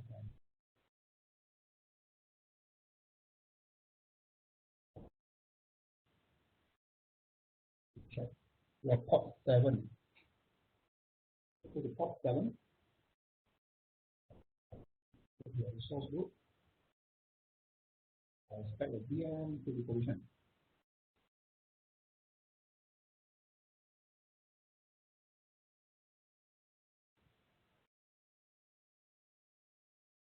Oh, sorry. I create an AWS. So, no wonder. How come? Azure.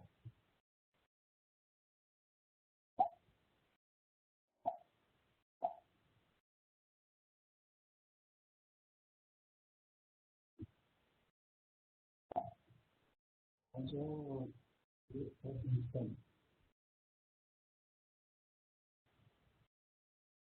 Okay.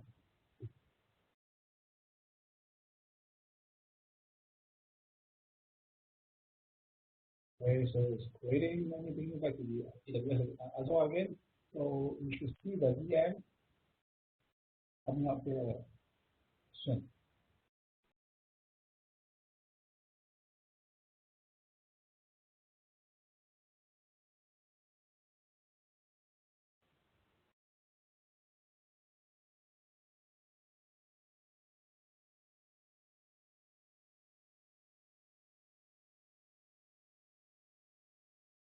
Okay, it's created. Okay, tenant 7. All right, this is a public IP address. Okay, let me try and do it. Okay, if you can try to connect to the connect to your Azure portal, because you can explore further.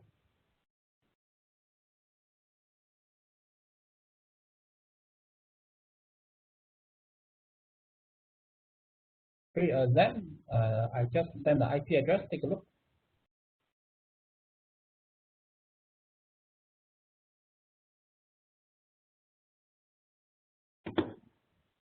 Okay, let me prepare the next part of the demo.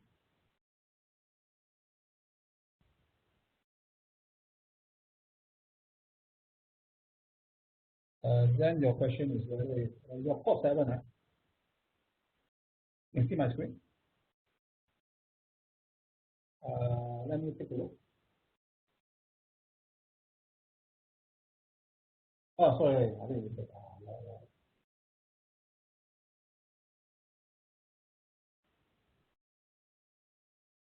port 7. This one. I create a wrong one. Actually, this one. Tenant 7. Yep, this is the address.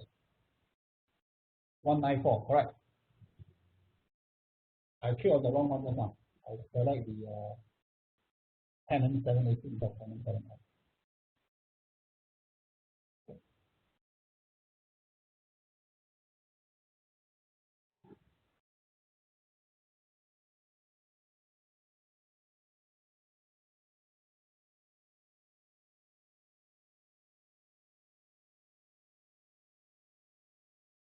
Okay, let me prepare the last part, which is just a demo. You don't need to do anything.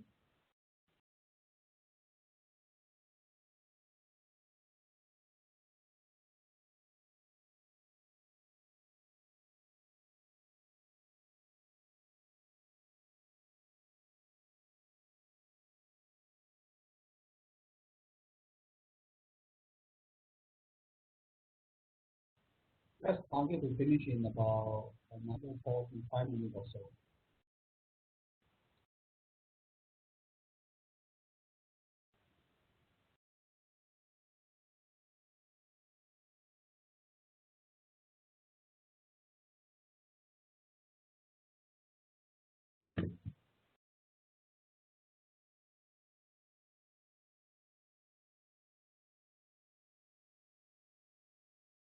Okay, I need to remove everything so we don't cause any confusion.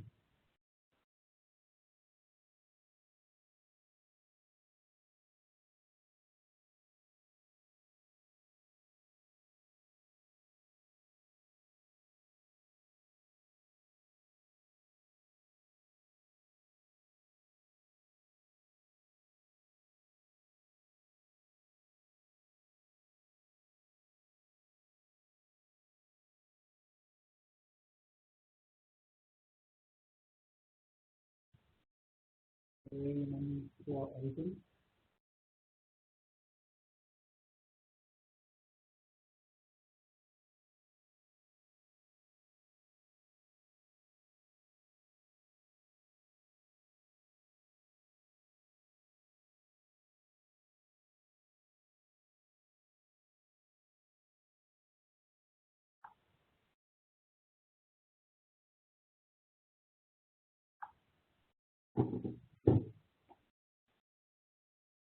Hey,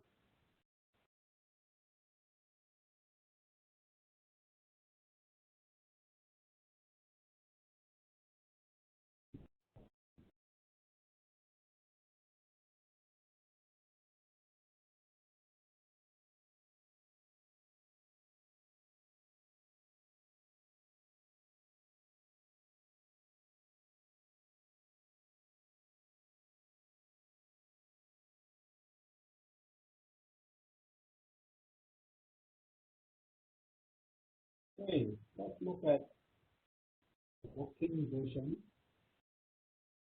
Let's go at IP address.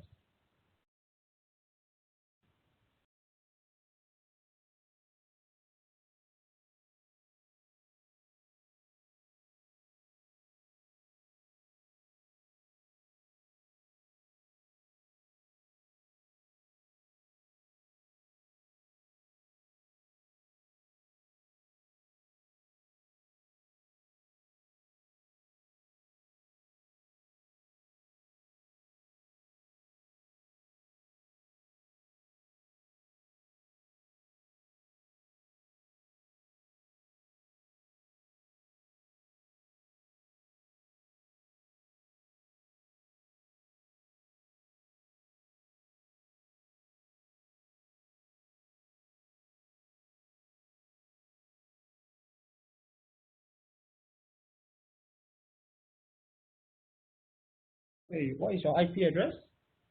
Then, you must key in 3000.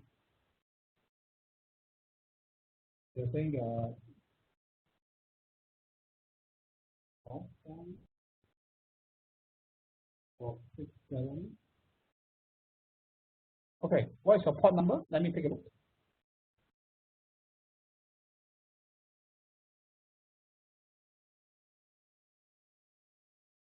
7.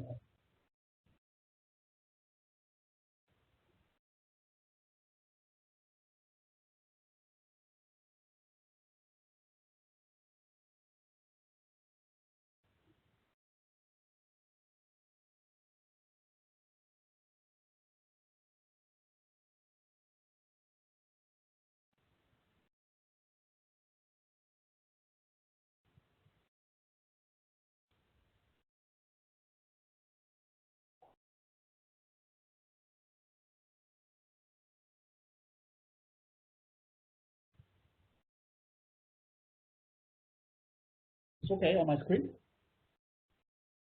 Yeah, you can try to log in, verify that you can connect to the database.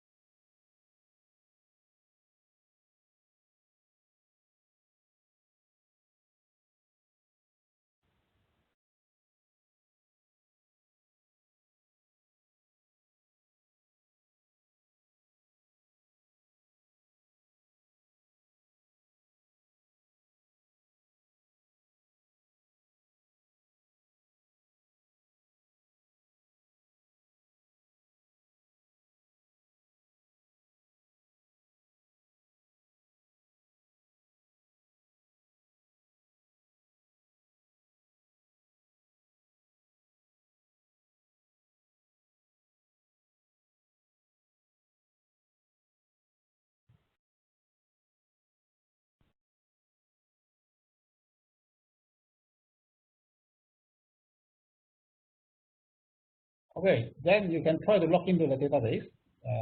Just to verify you can connect to the SQL server. Right, then you can look at the picture that you uploaded in the AWS session. That will pretty much complete the whole exercise.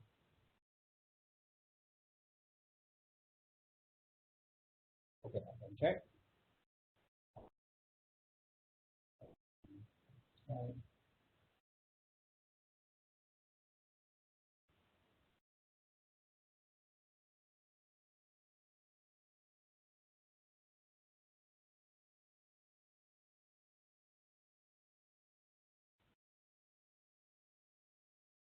Oh, I have not put on my Cloud APIC.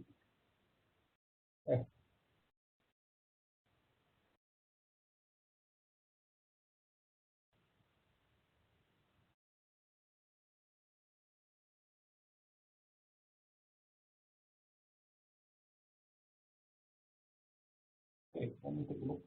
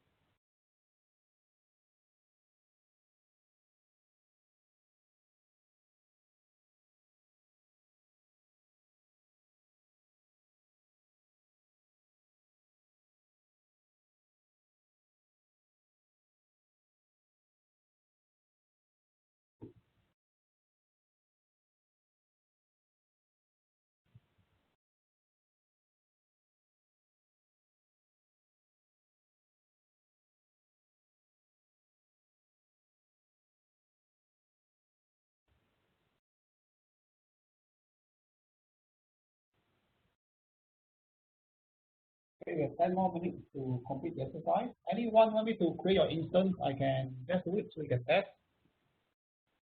It should be a simple exercise. Let me check any policy with you. Just give me a second. Other than asking, we have already, I think there's some small issue with the contract definition. And check that. Maybe the SQL is blocked. Let me look at RG. Resource group.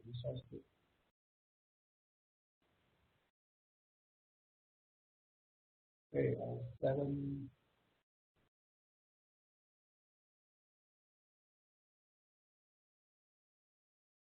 At 18 now.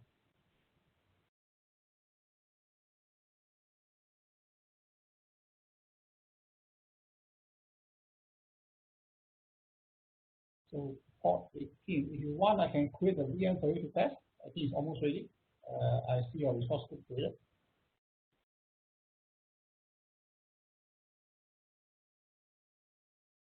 You can go to the MSO, go to the contract. So then provision port 18.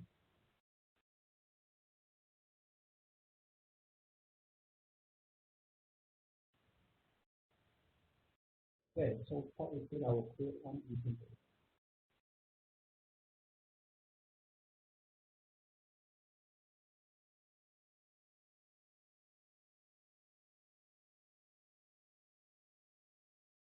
Port 18, you don't have an instance.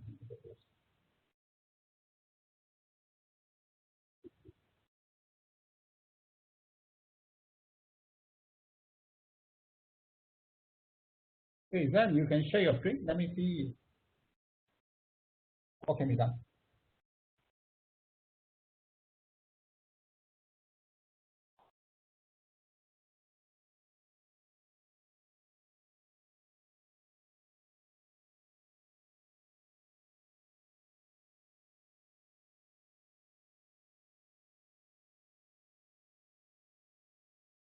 Then.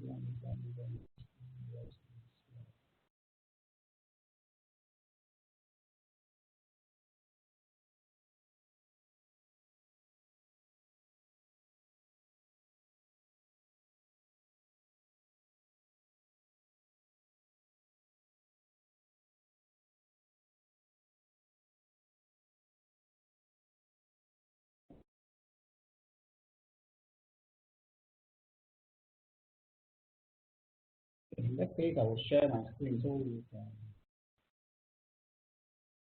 find you. Okay.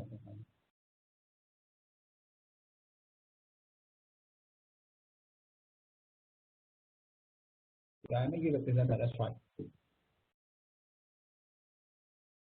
Let's check your policy. You define. Okay. Control.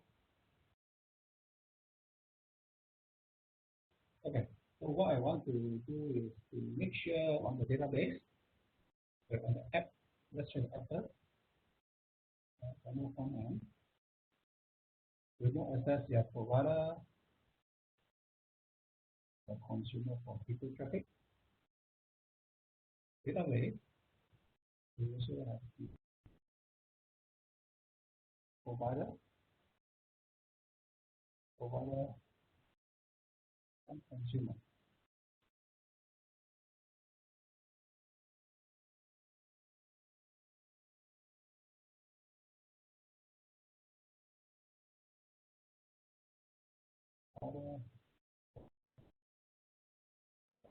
Okay, let's check the filters.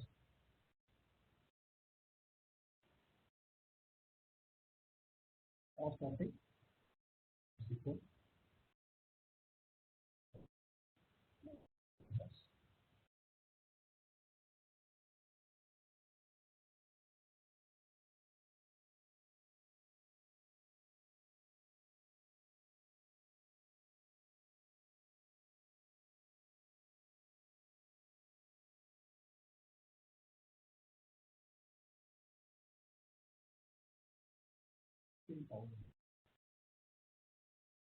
Okay, yes, we can go into your page.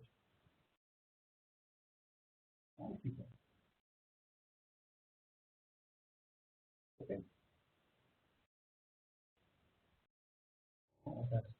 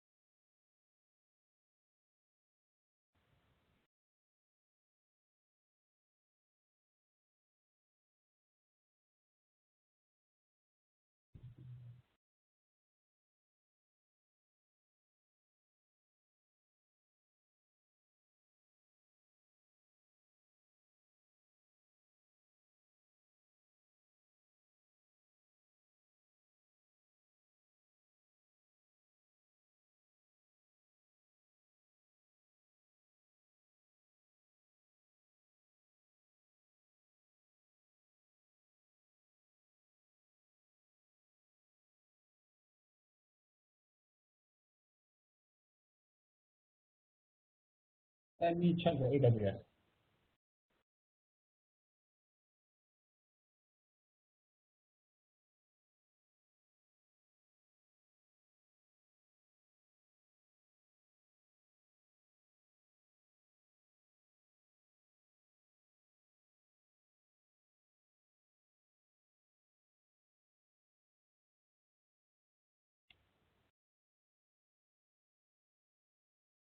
Give me a second. Let me check the AWS site.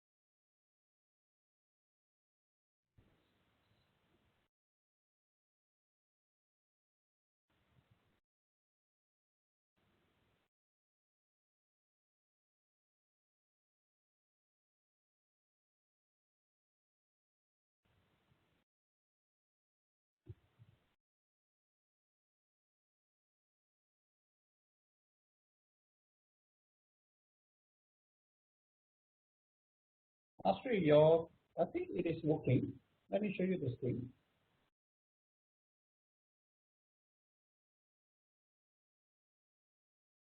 Let me share my screen. On my, from what I can see, it is working.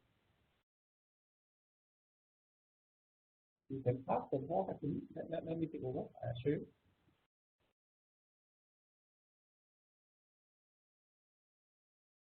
Okay. This is the IP address of your user, right? 43.94. So I can log in. You can do photo. Is that correct? Your IP address?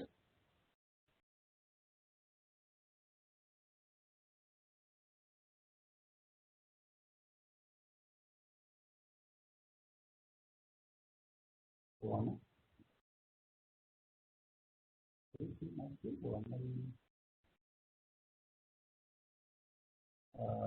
can't think back.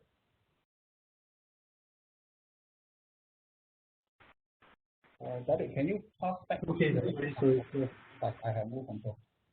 So let me confirm. This is this one is your 30.16742.194 is the address. 194. So this is the address 194. Okay. So let me log out. Okay. So this is your AWS instance. Right. So let me create a profile. Right. Let me create a profile. Let me do a sign up. Sign out. I will call hello 123.com. Okay. So the P1 SPO 1 2 3 4 5. P1 SPO 1 4 5. Okay. So I will call it also.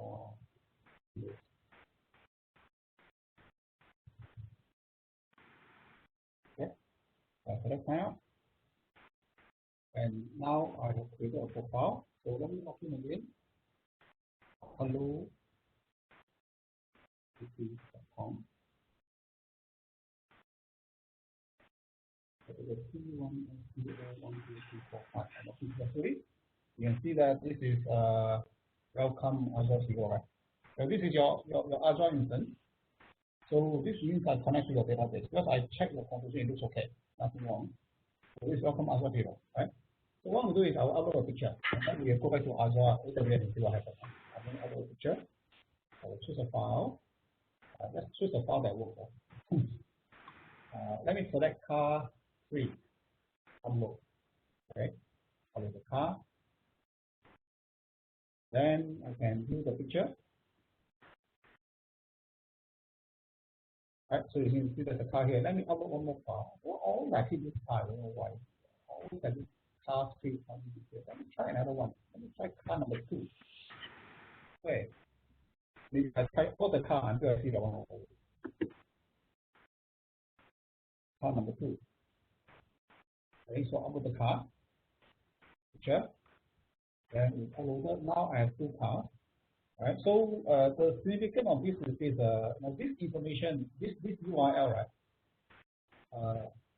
is stored onto the AWS database instance, right? And this picture that you see here is in the S3. So that's why we need all the outbound 00, all the outbound traffic to pass through. Now let's see where is your let's look for one of your databases. So this is your actual AWS instance. I think we have 2 instances. I can't remember what is your IP address. I think. Actually, can we troubleshoot this after the session? The rest can. It's working very great. Yeah. Yeah. So actually, this is show that you can connect to the AWS. Okay. So I will move on to the last part, which we will talk about. Yeah. So I think trouble everyone to stay for another few. This should take another 20 minutes, right, for us to go through this very last important section. This is the last part. Okay. So so your port is working, no issues, things are okay to me. So let's look into the last part. We'll talk about on time. Okay. So I'll come on here. So,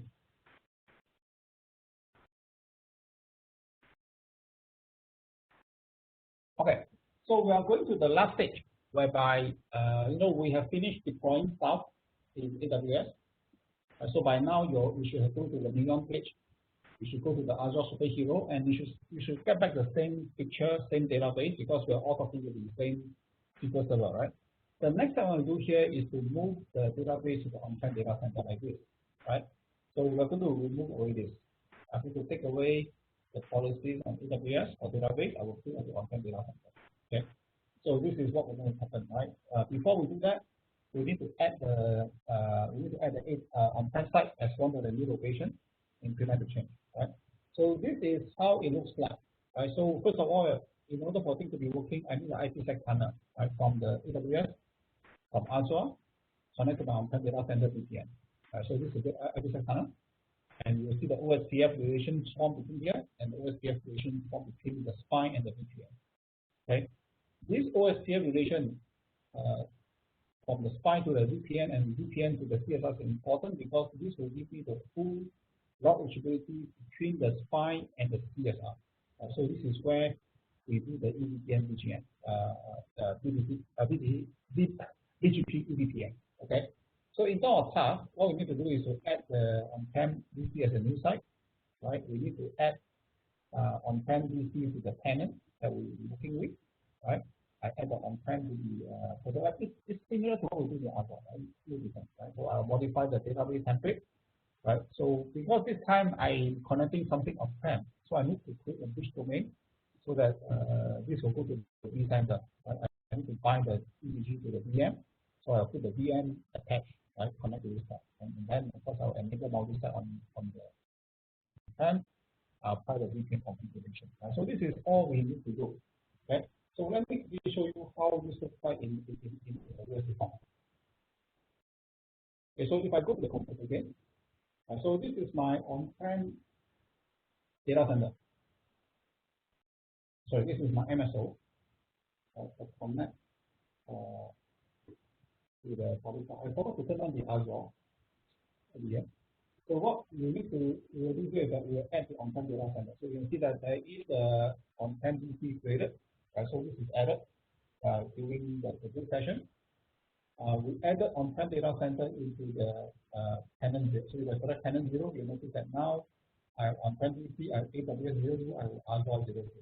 So these are all my on-prem AWS and Azure data center. So we save this one. Okay. So this has been there for some time already. So I look at the schemas again. Open up the schemas that you're familiar with. So this will be because I just power on the Azure in Cloud APIC, so this will take some time. Okay. So what we have done earlier is to add the site, right? And as a result, we see the on-prem data center. Okay. So a few things I will do on the bridge, database EPG. I added in the bridge domain. I allocate this guy to be 10.161.1.1. So that's what we do, right? So this is to configure the IP address for the bridge domain, right? And if I go to the on-site data center, what I need to do here is to go to the database, right? To the EPG, and I say that this database EPG is bind to the on-prem vCenter port, right? So if I go to the vCenter, you will see the same EPG being created. Right? So let me just go to the vCenter.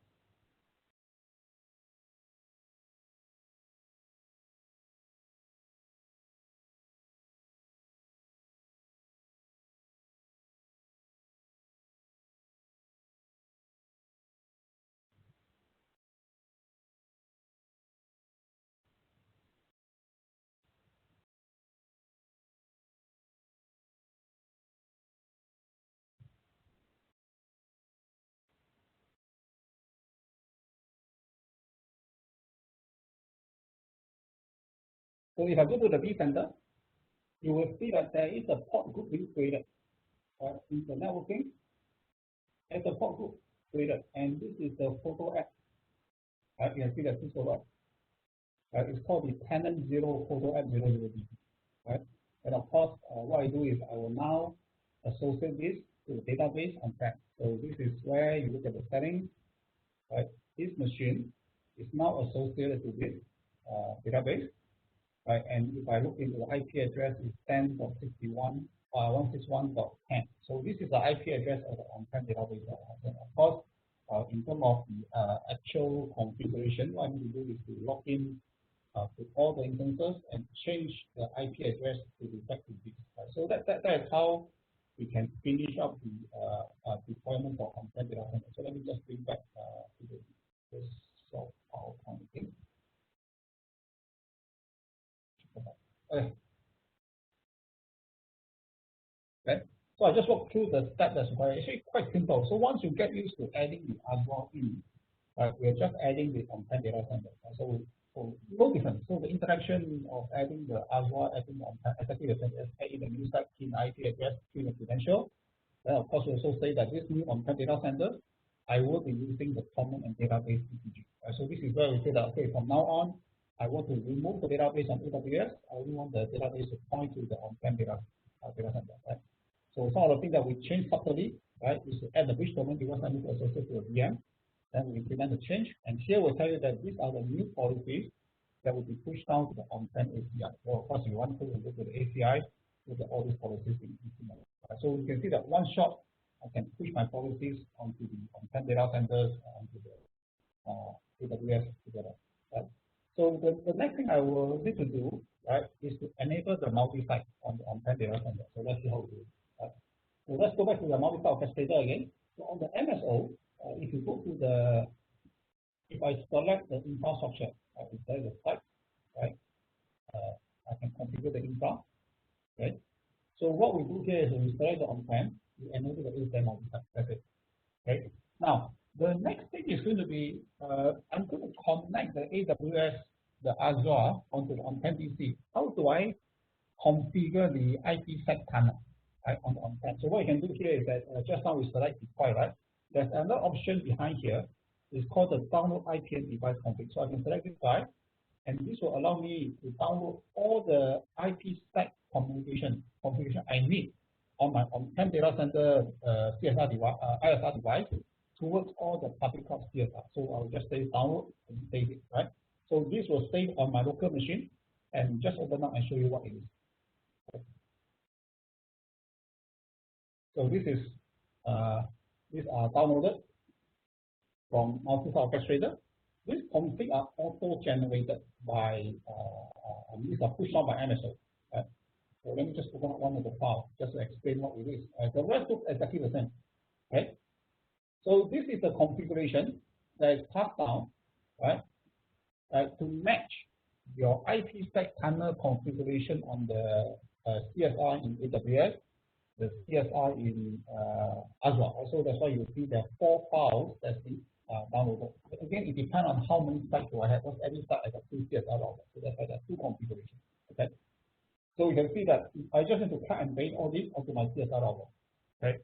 The only thing that I need to pay attention to is this. Because when we start the configuration, we do not know what is the physical interface on your on-prem data center, right? Used for the IPsec termination. So that's why over here you see things like this, right? We assume you're using gigabit interface 1, right? For my setup, I'm using interface 01/30. Then I need to replace this information with something else. So let me just highlight it. Okay.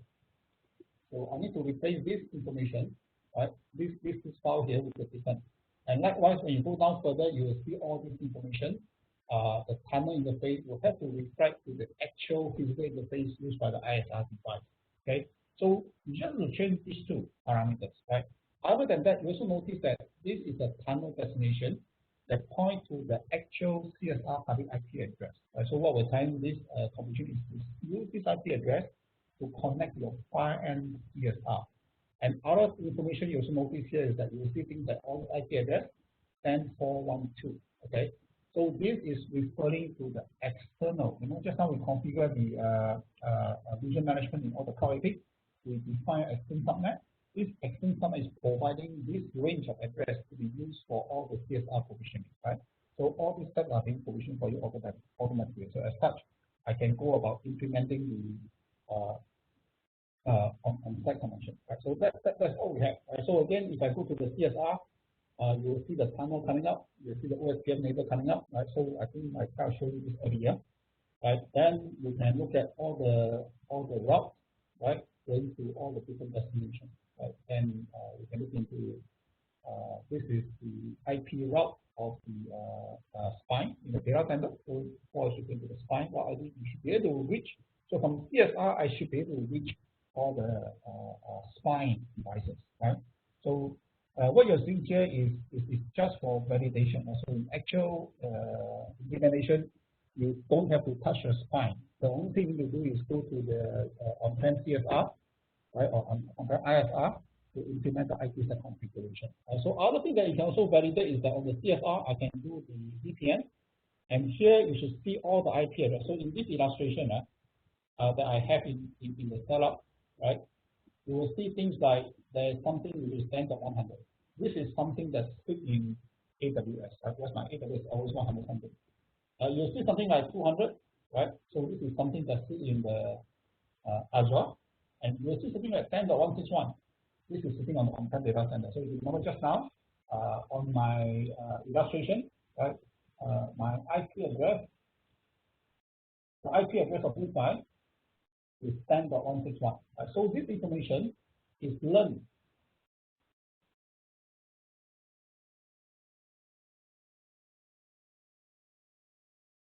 Where is the power mark? Okay, this information is learned through the BGP EVPN protocol, right, automatically. So on any routers, now I have full visibility of every host deployed into the queue location. And of course, I can also look into the CSR, I can check all the routing information. So this will show me that all the remote locations, so this is towards the on-prem database, this is towards maybe the Azure instances. So this is showing all the routing information. So at the end, this is how it will work. So I can connect to the on-prem data centers. I can open up both. Right? So one of the things I think I will skip in this exercise, right, is to go to the both instances. I will change the export secret host to this IP address, and this will actually finish up format testing, right? So this database, right, is actually from the on-prem data center, right? The AWS one will have a lot of funny different pictures, right? So this is the final one that we will see on the on-prem PC. Because of time constraint, I will skip through the actual setup, but this is the overall concept. Okay.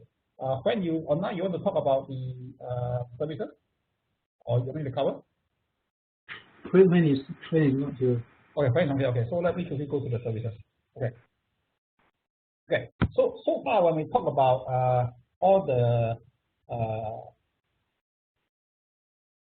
policies EPG, right? We've been talking about using. We've been talking about using. Hold on, let me find the other one. AWS. Okay, let me look for my Azure API.